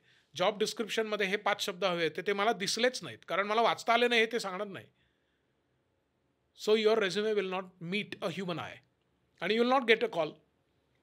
त्याचे बरेच बाकी सगळे नियम आहेत की त्याच्यामध्ये तुम्ही काही सिम्पल शब्द लिहा. खूप हायफाय इंग्लिशमध्ये आपल्याला अप्लाय करायचं नाही आहे. Work experience, academic background, programming experience, असे साधे सोपे जे आपल्याला कळतात असे शब्द आणि त्याच्या खाली माहिती असं लिहा. खूप काहीतरी जॅझी इंग्लिश शब्दांचा वापर पण, म्हणजे फॉर्मॅट पण नको आणि शब्द पण नको अशा तऱ्हेचं. खरं तर आपण जास्ती सिम्प्लिसिटीकडे जातोय. जेवढं तुम्ही सिम्पल आणि डॉक फॉर्मॅटमध्ये पाठवणार तेवढं पिकअप होण्याची शक्यता जास्त आहे. त्यानंतर तुम्हाला काय जे जॅझी करायचं ते इंटरव्ह्यूमध्ये तोडफोड करा, पण आधी मुळामध्ये रेझ्युमे सिम्पल पाठवा पण क्वालिटीचा पाठवा. That is ATS friendly. आणि मी तुम्हाला सांगितलं त्या टूल्समधनं तुम्ही जो काय रेझ्युमे केला आहे तो आधी फिल्टर करून बघा की तिकडे गेल्यानंतर त्याचं काय होणार आहे. So that needs to be done. That is a very important thing. अजून एक खूप जण सतत बोलतात ते म्हणजे ना, तुमच्या जॉब डिस्क्रिप्शनमध्ये JD मध्ये जे आलेलं आहे त्यातले कीवर्ड्स पिक करायचे आणि ते तुमच्या रेझ्युमेमध्ये कुठे कुठे पेरायचे. तर ते खरंच वर्क करतं का त्या पद्धतीनं? हो, ते नक्की वर्क करतं आणि ते करणं आवश्यक आहे. ते कुठे पेरायचं ह्याच्या जागा आहेत, पण ते रॅन्डम नाही आहे. ते आपल्याला समरीमध्ये आणि ऑब्जेक्टिव्हमध्ये जर टाकता आलं आणि तिथंच जर का मॅच 80-90% झालं तर there is impossibility that you will not gate called. तुम्हाला इंटरव्ह्यूला न बोलण्याचं काहीच कारण नाही ना. तुम्ही 1 किलो रवा देताय. आणि हेच एक्झॅक्टली व्हिडिओ रेझ्युमेमध्ये पण होतं. Video resume is nothing but the 4th format, म्हणजे बायोडेटा, CV, रेझ्युमे आणि video resume. Video resume is an answer that you will give. Why should I select you, ह्याचं तुम्ही दिलेलं 90 सेकंदामधलं उत्तर म्हणजे व्हिडिओ रेझ्युमे. आणि तो तुम्ही स्वतःचं शूटिंग करून ठेवायला पाहिजे आधीच. कंपनीज तुम्हाला सांगतील की तुम्ही तुमचा व्हिडिओ रेझ्युमे सबमिट करा. तेव्हा जर तुम्ही if you start scrambling for की हे काय असतं, ते किती ड्युरेशनचं असतं, त्याच्यात मी नेमकं काय म्हणायला पाहिजे, त्याच्यामध्ये असतं ना की तुम्हाला फॉर्मॅट पाहिजे, त्याच्यामध्ये तुम्ही काय म्हणायचं याचं स्क्रिप्ट पाहिजे, त्याच्यामध्ये तुम्ही काही म्युझिक बॅकग्राऊंडला देणार आहात का हे पाहिजे. तुम्ही 4 लोकं तुमच्याबद्दल काही चांगलं बरं बोलू इच्छितात, ह्या लोकांना आधी विचारून त्यांचा व्हिडिओ रेकॉर्ड करून ठेवलेला पाहिजे. तुम्ही समजा एखादा प्रोजेक्ट केला आहे, प्रोटोटाईप बिल्ड केला आहे, तर तो प्रोटोटाईप तुम्ही ॲक्च्युली वर्किंग असा 5 सेकंदाचा व्हिडिओ त्याच्यात 90 सेकंदात बसवू शकता, की मी हे केलं, हे तुम्ही सरळ दाखवू शकता. That creates a big impact. आणि असा व्हिडिओ रेझ्युमे जेव्हा तुम्ही सबमिट कराल, तो व्हिडिओ पार्स करून आर्टिफिशियल इंटेलिजन्सच्या साहाय्याने जॉब डिस्क्रिप्शन आणि तुम्ही पाठवलेला व्हिडिओ रेझ्युमे हे मॅच करून मग पुढचा इंटरव्ह्यू प्रोसेस सुरू होण्याची शक्यता आहे. सो व्हिडिओ रेझ्युमेबद्दल सुद्धा आम्ही ह्या पुस्तकात लिहिलेलं आहे. त्याच्याबद्दलची माहिती Google आणि ChatGPTवर उपलब्ध पण आहे. पण व्हिडिओ रेझ्युमे आपण लवकरात लवकर तयार करून ठेवणे, की जेव्हा ते गळ्यापर्यंत आलं नाही, हे अत्यंत स्मार्ट मूव्ह राहील. या पुढच्या काळामध्ये video resumes will become very very popular. आता हे आपण रेझ्युमे बद्दल खूप प्रायमरीली बोललो, तर मग आता हे तर कळलं की या पद्धतीनं रेझ्युमे बनवायचा, कंपनीप्रमाणे त्यात काही मॉडिफिकेशन्स करायचे, जॉब डिस्क्रिप्शननुसार थोडेफार चेंजेस करायचे. हे झाल्यानंतर जर कॉल आला तर पुढचा टप्पा असतो अर्थात इंटरव्ह्यूचा. तर त्या इंटरव्ह्यूला काय पद्धतीनं सामोरं जायचं, म्हणजे काय अप्रोचने इंटरव्ह्यूची तयारी करायची, आणि त्याच्याही आधी काय मेजर चुका ज्या तुम्ही इंटरव्ह्यूमध्ये पाहिलेल्या जे हमखास लोक करतात, तर अशा कुठल्या चुका टाळता येतील, आणि जर तयारी करायची असेल तर ती कशी करायची? सो इंटरव्ह्यूच्या चुका का होतात, तर इंटरव्ह्यू का हे माहिती नाही म्हणून होतात. मुळात कंपनी इंटरव्ह्यू का घेते? तुमचा रेझ्युमे त्यांच्याकडे आहे, तुमची सगळी कुंडली त्यांच्याकडे आहे, तुमचं CGP आहे. दे वॉन्ट टू नाव see you whether you fit in the DNA and the culture of the company. बरोबर. It is called personal interview. बरोबर. It is not really mostly technical. Technical part is already behind you. तुमच्या रेझ्युमेमध्ये कळलंय ना की तुम्ही technically sound आहात, पण म्हणून तुम्ही माणूस म्हणून आमच्या ग्रुपमध्ये फिट व्हाल का, ह्याच्यासाठी पर्सनल इंटरव्ह्यू आहे. तर त्यामुळे एक महत्त्वाची गोष्ट की एखाद दुसऱ्या प्रश्नाचं उत्तर आलं नाही म्हणजे इंटरव्ह्यू बकवास झाला असं काही नाही, आणि सगळ्या प्रश्नांची उत्तर आली म्हणजे आपलं जॉब सिलेक्शन नक्की असंही नाही. तर इंटरव्ह्यू हा मुळामध्ये हाऊ पर्सोनेबल यू आर, की ज्याला आपण म्हणू 70-30 स्किल सेट जो लागतोय. म्हणजे 2014 आलेली बातमी अशी होती की 80-20 एवढं वेटेज होतं टेक्निकलला. 80 was technical, 20 was soft skills. Okay. आत्ताची बातमी आहे ती 2 वर्षापूर्वीची मी वाचलेली बातमी आहे, 30-70. 30% डोमेनला महत्त्व आहे आणि 70% सॉफ्ट स्किल्सला महत्त्व आहे. आणि तो आकडा आता जास्ती 20-80च्या दिशेने जातोय. मी म्हटलं तुम्हाला पायथन आत्ता येत नाही, विल नॉट वरी मी, पण तुम्ही लर्नेबल कॅन्डिडेट नाही, will worry me much more. तर तुमचं EQ, अडॅप्टेबिलिटी क्वोशंट, आपण हे सगळे बाकी क्वोशंट ऐकत असतो IQच्या पुढचे, दे आर बिकमिंग सेंट्रल. आणि त्या प्रकारामध्ये जी तपासणी आहे ती इंटरव्ह्यूमध्ये होते, because you have live in front of me. I have you live in front of me. त्यामुळे मी तुम्हाला प्रश्न विचारून ह्या सिच्युएशनमध्ये तुम्ही कसे वागाल वगैरे वगैरे हे रेझ्युमेत कसं करणार. सो इंटरव्ह्यूमध्ये चुका होतात त्या या होतात, आणि म्हणून you should stir clear of those. की इंटरव्ह्यूमध्ये एखादा प्रश्न नाही आला तरी सुद्धा हसून सांगता यायला पाहिजे की yes I went wrong here, no problem. माणूस आहे शेवटी. समजा तुम्हाला विचारलं रिलेटिव्हली सिम्पल प्रश्न आहे आणि यू हॅव डोक्यातनं स्लिप झालं, तुम्ही म्हणू शकता sir I know about this but at this point in time I am not getting it. This is a very human behaviour. याच्यासाठी मार्क कट होत नाहीत. काहीतरी मग काहीच न बोलणे ह्यानी मार्क कट होतील, because then I would think की तुम्हाला माहिती नाही आहे आणि त्याबद्दल तुम्हाला काही वाटत पण नाही आहे एटसेट्रा. सो इंटरव्ह्यू कसा द्यावा याचं खूप मोठं म्हणजे there are lot of points. त्यातले अपेक्षित प्रश्न हे पण आपल्याला तयार ठेवायला पाहिजे आणि अनपेक्षित प्रश्नांना तयार पण राहायला पाहिजे. पण इंटरव्ह्यूच्यासाठी सुदैवाने अगेन काट्याने काटा AIच्या साहाय्याने आपण तयारी करू शकतो. आणि त्याचे जे टूल्स आहेत जे परत पुस्तकात लिहिलेले आहेत, याच्यामध्ये मी नक्की सांगेन की skillora.ai नावाचं एक खूप छान टूल आहे. तसंच jobinterview.coach या नावाचं आहे. प्रॅक्टिस इंटरव्ह्यू हा चॅटबॉटच्या साहाय्याने तुम्हाला तयार करणारं एक टूल आहे. आणि रेझी REZI या नावाचं आहे. आणि जसं आपण तयारी करतोय इंटरव्ह्यूची की आपण इंटरव्ह्यू देणार, लॅपटॉप डेस्कटॉप जे काय असेल विल रेकॉर्ड इट आणि विल टेल यू की इथं तुम्ही कॉन्फिडंट वाटलं नाहीत. आणि त्याचे ॲक्च्युअली नियम आहेत बरं का. उदाहरणार्थ ज्या कंपन्या AIचा वापर करून ॲनालिसिस करतात की तुमचं इंटरव्ह्यू चालू आहे तेव्हा शूटिंग पण होतं आहे आणि ते रेकॉर्ड करून नंतर आपण समजा तिघांनी इंटरव्ह्यू घेतला कोणाचा, आपण तिघांनी फीडबॅक दिला, त्याच्या निरपेक्ष रोबॉटनी दिलेला जो काही फीडबॅक आहे तो सुद्धा विचारात आजकाल कंपन्या घेत आहेत. बापरे. काही ठिकाणी जिवंत माणसं इंटरव्ह्यू घेतच नाही आहेत. वॉल्वोचं उदाहरण मी तुम्हाला दिलं, पण काही टूल्स उदाहरणार्थ हायर व्ह्यू, HIREVUE किंवा ह्युमॅन्टिक AI आणि रेटोरिओ असे 3 मला सापडलेली नावं आहेत की ज्याचा जास्ती बोलबाला आहे. कंपन्या ह्याच्या थ्रू इंटरव्ह्यू घेऊन टाकतात परस्पर. कोणीही माणूस तुमचा इंटरव्ह्यू घेत नाही.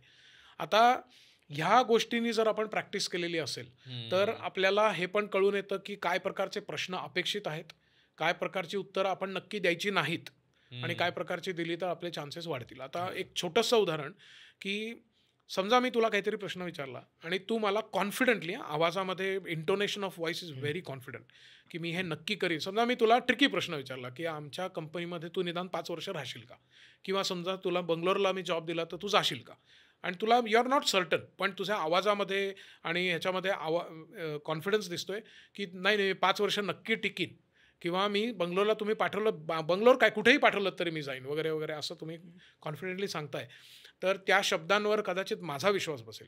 पण you can't fool the robot. म्हणजे उदाहरणार्थ ज्याला आपण म्हणू की बॉडी लँग्वेज, की जेव्हा तुम्ही उत्तर देताय तेव्हा उत्तर देताना असा काहीतरी एक रूल आहे की उत्तर देताना तुम्ही वर उजवीकडे पाहिलं तर you are drawing from imagination, आणि वर डावीकडे पाहिलं तर you are drawing from facts, memory. त्यावरनं मी समजा आवाजामध्ये कॉन्फिडन्स आहे पण मी वर उजवीकडे बघून उत्तर देतोय तर I will take it with a pinch of salt, की हा माणूस जरा अजून 2-4 ठिकाणी चेक करून बघूया. समजा याच्या प्रोफाईलमध्ये 3 कंपन्या यांनी बदलल्या आहेत. मी असा सहज प्रश्न विचारला की काय शाश्वती आहे, बाकी सगळं तुमचं टेक्निकल नॉलेज उत्तम आहे पण तुम्ही 10-10 हजारासाठी जर कंपन्या बदलताय तर तुम्ही उद्या 3 महिन्याने आम्हाला सोडून जाल. नाही मी तुम्हाला सोडून जाणार नाही असं त्यांनी कॉन्फिडेंटली म्हणतं, पण म्हणताना समजा उजवीकडे वर बघितलं तर आय विल से की जरा बचके रहियो. तर हे रोबॉट करू शकतो. तो मला फसवू शकेल कारण शेवटी I am also human being.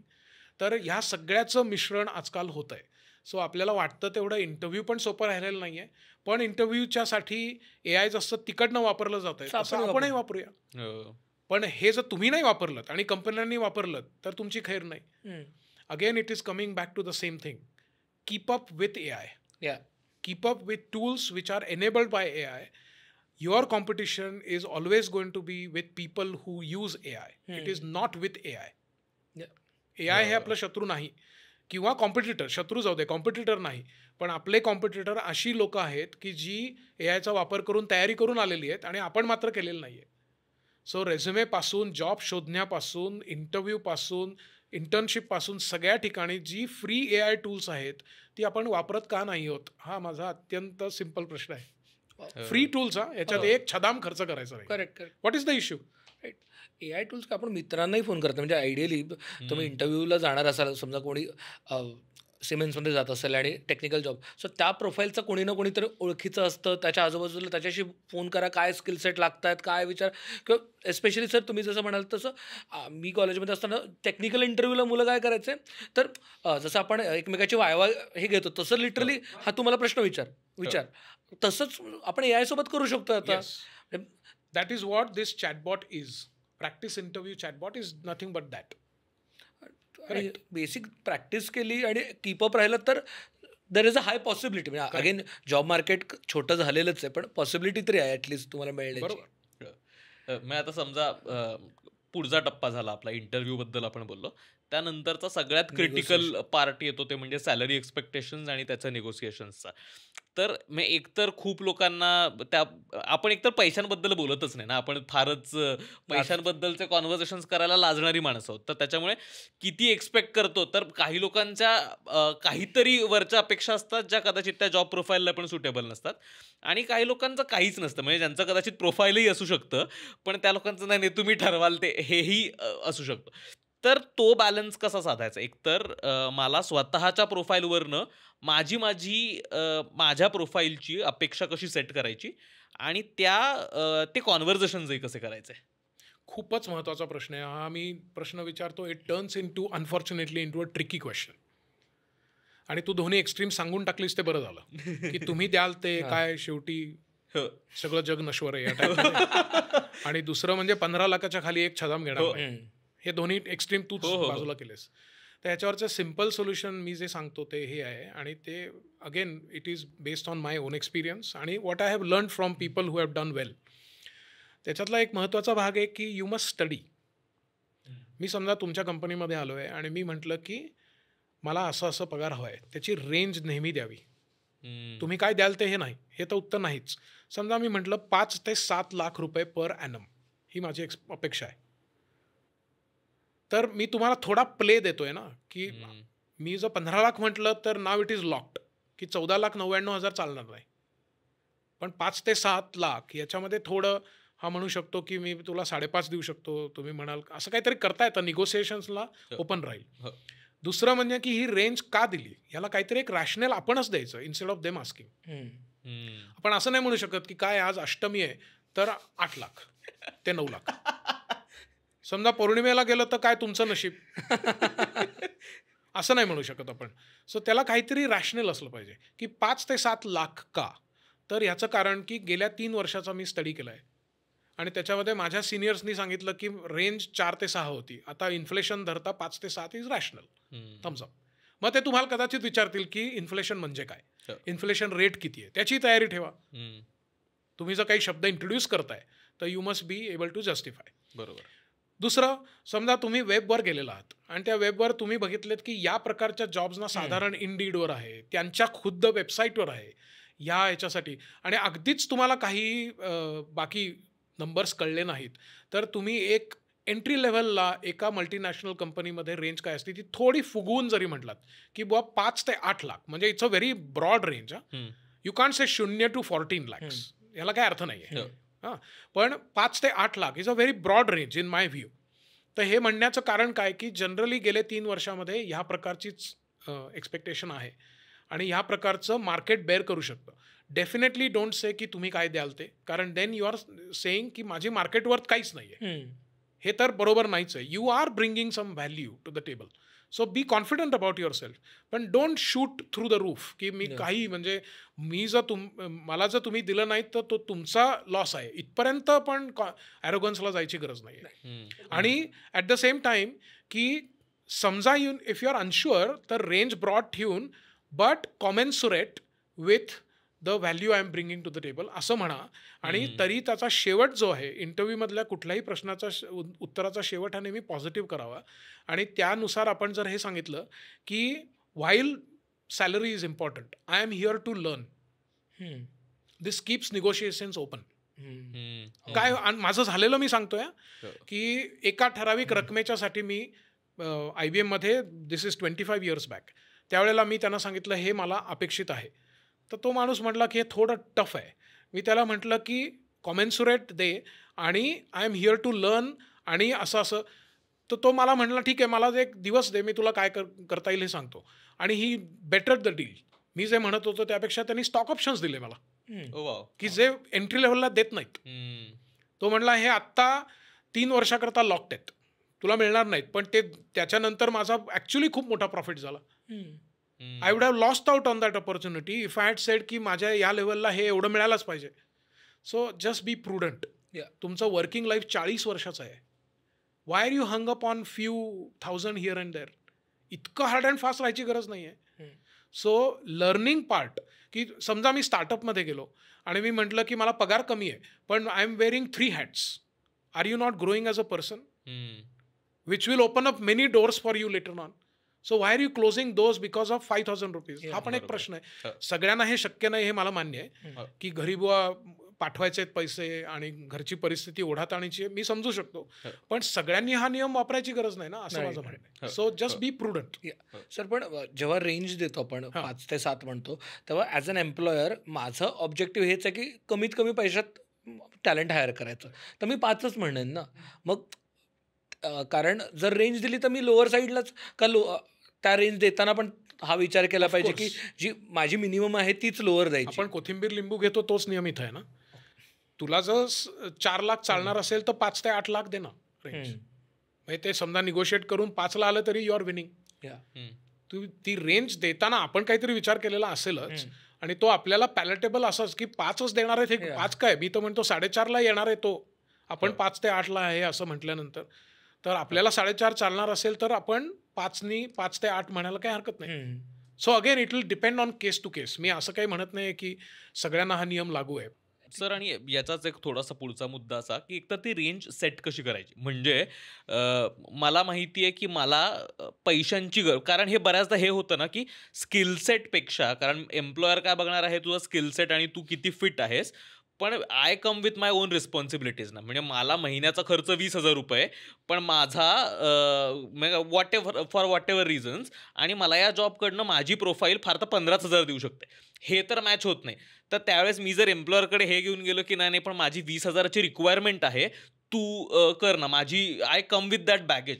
So कारण lot of people do that की I come with this baggage आणि माझ्याकडे एवढी माझी गरजच आहे, मला घरी पैसे पाठवावे लागतात, माझा आजारपणाचा खर्च आहे, म्हणून मला ते हवंय. तर त्या पद्धतीने जस्टिफाय केलं पाहिजे का? एक ॲब्सोल्युटली नॉट. संपूर्णतः चुकीचा अप्रोच आहे. तुमचं लाईफ सुधारणे ही कंपनीची जबाबदारी नाही. They are not an NGO. तर हे ह्या because you are bringing this point up, आमच्या इंटरव्ह्यूजमध्ये आम्ही जेव्हा प्रश्न विचारतो, हा ट्रिकीच प्रश्न होऊन जातो अनफॉर्च्युनेटली.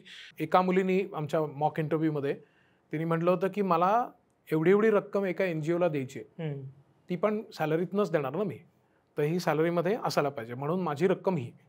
आता हिला NGOमध्ये काहीतरी सोशल वर्क करायचं आहे आणि डोनेट करायचं आहे, ही जबाबदारी कंपनीची नाही आहे. हे तिने तिचं मॅनेज करायचं आहे. आणि म्हणून स्वतःच्या रिक्वायरमेंट सांगणे is the last thing, because the company is not responsible for that. ते मॅनेज कसं करायचं इज युअर कॉल. तर कुठलाही या प्रकारचे पर्सनल की मला हा फोन घ्यायचा आहे, मला ही बिलं असतात, असं दिस कॅनॉट बी अ रिझन की माझा पगार काय असावा. It is directly proportional to तुम्ही काय देताय कंपनीला, तुमचं काम काय, तुमच्यामुळे कंपनीचा काय फायदा होतो. हे अत्यंत व्यावहारिक आणि रोखठोक व्यवहार आहे. म्हणजे हे आहे, ह्याच्यामध्ये NGO नाही ना. So you will have to prove that you are worth that much.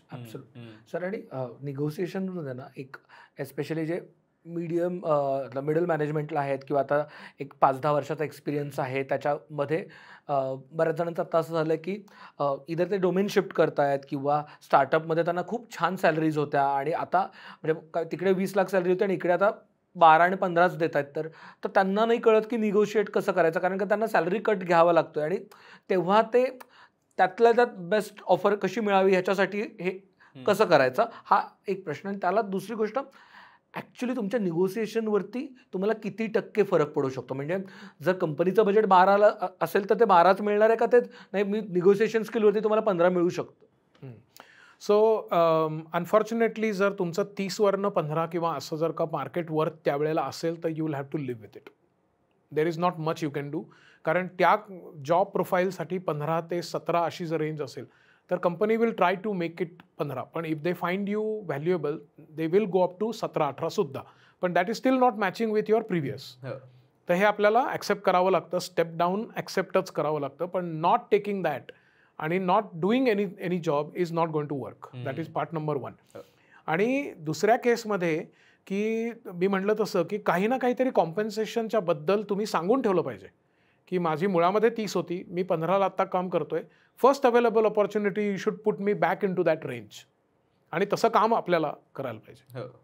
किंवा वेगळ्या फॉर्मॅटमध्ये तुम्हाला कंपनी देऊ शकते. फॉर एक्झाम्पल व्हेरिएबल पे म्हणून एक प्रकार असतो की यू कॅन से बेस पगार माझा 15 आहे, पण variable pay which will depend on how well I work, काही वेळा तो 140-240% असतो.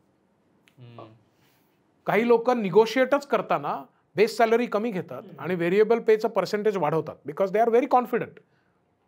तर हा प्रकार निगोशिएबल असतो आणि प्रत्येक वेळेला तुम्ही एका लेवलनी स्टार्ट केली म्हणजे ती गॅरंटी नाही. इट इज तुम्हाला काही वेळा खाली यायला लागतं, काही वेळा पुढे जायला लागतं, पण this is part of the professional life. तुम्ही म्हणाल तसं ते प्रॅक्टिकल तुम्ही कंपनीला किती व्हॅल्यू आणता त्याच्यावरती तुमचा पे ठरणार आहे. ते काय एका पॉईंट नंतर ते तुम्हाला दाबायचा प्रयत्न नाही करू शकत, सोडून द्या. आणि तुम्हाला जर ती कॉस्ट जस्टिफाय करता आली तर ॲब्सोल्युटली का नाही ते. हो, आणि company will be more than happy to do it if they are going to reap 2 times what they will pay you. Why not? So make yourself indispensable. Again it goes back to continuous learning, upskill. मग आता almost शेवटचा प्रश्न, आपण job search आणि या सगळ्याबद्दल बोलतोय, तर आपण मगाशी थोडा वेळ त्यात घालवला, पण मला वाटतं परत एक वेगळी चर्चा याच्याबद्दल व्हायला पाहिजे जॉबबद्दलची, ती म्हणजे नेटवर्किंग. कारण खूप काम, म्हणजे एकतर आम्ही ज्या इंडस्ट्रीमध्ये काम करतो, मला हार्डली आठवतंय कोणतंही काम माझ्याकडे मी ज्यावेळेस फिल्म्सना असिस्ट करायचो किंवा या पद्धतीची कामं करायचो किंवा लिखाणाचं काम करायचं, ही सगळी प्रायमरी कामं ही तुमच्या रेफरन्सेसमधनंच येतात. तर ते सगळे नेटवर्किंगमधनंच हलणारे ही फील्ड आहे ही एंटरटेनमेंटची तरी.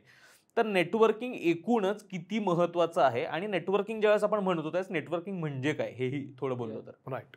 सो दोन्ही प्रकारचं म्हणू आपण, फिजिकल नेटवर्किंग आणि डिजिटल नेटवर्किंग. अच्छा. सो डिजिटल नेटवर्किंग बद्दल आपण बोललो आणि त्याच्यामध्ये we are not talking only about Facebook, Instagram वगैरे वगैरे, याच्या पलीकडचं प्रोफेशनल नेटवर्किंग. आणि त्यामुळे मी काय म्हणेन की समजा आता तुम्ही कुठल्या इलेक्ट्रिकल, इलेक्ट्रॉनिक्स, IT फील्डमध्ये आहात, तर CSI म्हणजे computer society of India, IEEE याचं मेंबर होणे किंवा MCCIचं मेंबर होणे किंवा नास्कॉमचं मेंबर होणे किंवा तुम्ही स्टुडंट असाल तर स्टुडंट चॅप्टरमध्ये भाग घेणे, these are all networking things that you can do which can lead to both physical and digital. पण हे कॉन्शियसली करणं when it is not really going to matter. गळ्यापर्यंत येईपर्यंत थांबू नका. तुम्ही आधी त्याचे सोसायटीचे मेंबर व्हा, त्याच्यामध्ये 4 गोष्टी तुम्हाला कळतील, एखादी कॉम्पिटिशनबद्दल कळेल, एखाद्या स्कॉलरशिपबद्दल कळेल. आणि समजा मी इंटरव्ह्यू देतोय आणि मी तुम्हाला म्हटलं की मी IEEEचा स्टुडंट मेंबर आहे, काही तोडफोड केलेलं नाही का, आई मला फारसं माहिती नाही, पण you are an IEEE member, तर आपल्यामध्ये एक बॉन्ड तयार होतो. This is also networking. आणि ह्यामुळे माझ्या लक्षात कदाचित तू आत्ता जॉब मला देणार नाहीस, पण नंतर कधीतरी ओपन झाला तर तुम्हाला फोन करशील की अरे हा IEEEचा मेंबर होता, याला आपण संधी देऊन बघूया. सो मी तर म्हणतोय की हे लोअर लेवलला आहे. अप्पर लेवलला तर मी मगाशी म्हटलं की there comes a point beyond which what you know will not matter much, but who you know will matter a lot. तर सोशल नेटवर्किंग सुद्धा खूप महत्त्वाचं आहे. अमेरिकेमध्ये गोल्फला का महत्त्व आहे? गोल्फ खेळणारी लोक ही अप्पर क्रस्टमध्ये असतात आणि यू मिक्सअप विथ दोज. भारतातली मुलं ही आयव्ही लीग युनिव्हर्सिटीमध्ये का जातात? Paying through their nose. याचं कारण की स्टॅनफर्डमधनं जे ग्रॅज्युएट एखादी बॅच होते त्याच्यातली निम्मी लोक हे they are owning startups. You know them. 4 phone केले तर तुम्हाला कॉन्ट्रॅक्ट मिळू शकतं. So knowing people at early stage is very very very important आणि later stage it is inevitable for success. त्याच्याशिवाय होणारच नाही आहे. आय गेस हे सगळ्यात सिम्पल आहे, पण मला वाटतं सगळ्यात महत्त्वाचा टेकअवे आहे की हे करावं लागणार आहे. आणि ही ऑनगोईंग प्रोसेस आहे. म्हणजे ते असं थोडी नाही की मी आज बसलोय आणि आज मी आजचा दिवसभराचा अजेंडा माझा नेटवर्किंग आहे आणि ते होणार आहे. म्हणजे तो एक लाईफस्टाईलचाही भाग आहे, तुमच्या स्वभावाचाही जर भाग झाला, स्वभावाचा भाग आहे. करेक्ट. तर ते तुम्ही जर जिथे जिथे आहात तिथे तिथे ते माणसं जोडत गेलात, ते कनेक्शन करत गेलात, तर ते कुठेतरी कामी येणार आहेत. तर ते आता माझ्या लिटरली लक्षात आलं, मला आतापर्यंत केलेले मी सगळे जॉब हे मला नेटवर्क मधनच मिळालं. मी अप्लाय करून मला कुठेच जॉब नाही मिळाला. बरोबर. वाव. आय थिंक एक इन जनरल जॉब सर्चबद्दल आत्ताच्या ह्या गहन अवस्थेमध्ये खूप पॉझिटिव्ह चर्चा झाली. मला असं वाटतं की कोणालाही म्हणजे कोणत्याही स्टेजला, अगदी फ्रेशर असेल, मिड लेवलला असेल किंवा सिनियर लेवल असेल, त्याला एक महत्त्वाचे 3-4 टेकअवे प्रत्येक माणसाला, प्रत्येक प्रोफाईलच्या माणसाला मिळाले असतील की काय पद्धतीने तो जॉब सर्च करू शकतो, काय पद्धतीने तो नर्चर करू शकतो आणि काय पद्धतीने तो क्रॅक पण करू शकतो. म्हणजे नुसतं इंटरव्ह्यूला कॉल येणं पण नाही, तर क्रॅक पण कसं करायचं ह्याच्याबद्दल एक महत्त्वाचे मार्गदर्शक तत्व मिळाली आज आपल्याला. येस. खूप खूप आभार सर तुमचे. म्हणजे धन्यवाद. खरंच एक तो दिशा जी मिळते ना या एकूण सगळ्या हंटिंगसाठीची, ती आज मिळाली. खूप खूप आभार तुमचे. तुम्हाला आजचा एपिसोड कसा वाटला नक्की कळवा. प्लीज सबस्क्राईब करा आणि तुमचे जर कोणी मित्रमैत्रिणी, नातेवाईक किंवा आजूबाजूची कोणीही लोक जर जॉब सर्च किंवा या सगळ्या प्रोसेसेसमधनं जात असतील तर त्यांना नक्की पाठवा. खूप मदत होईल. म्हणजे मी जॉब शोधत नाहीये, पण मला मदत झाली एवढा. आणि अर्थातच त्या पुस्तकाची लिंक आम्ही डिस्क्रिप्शनमध्ये दिली आहे, तर नक्की त्याचा लाभ घ्या. धन्यवाद. लो बसावा.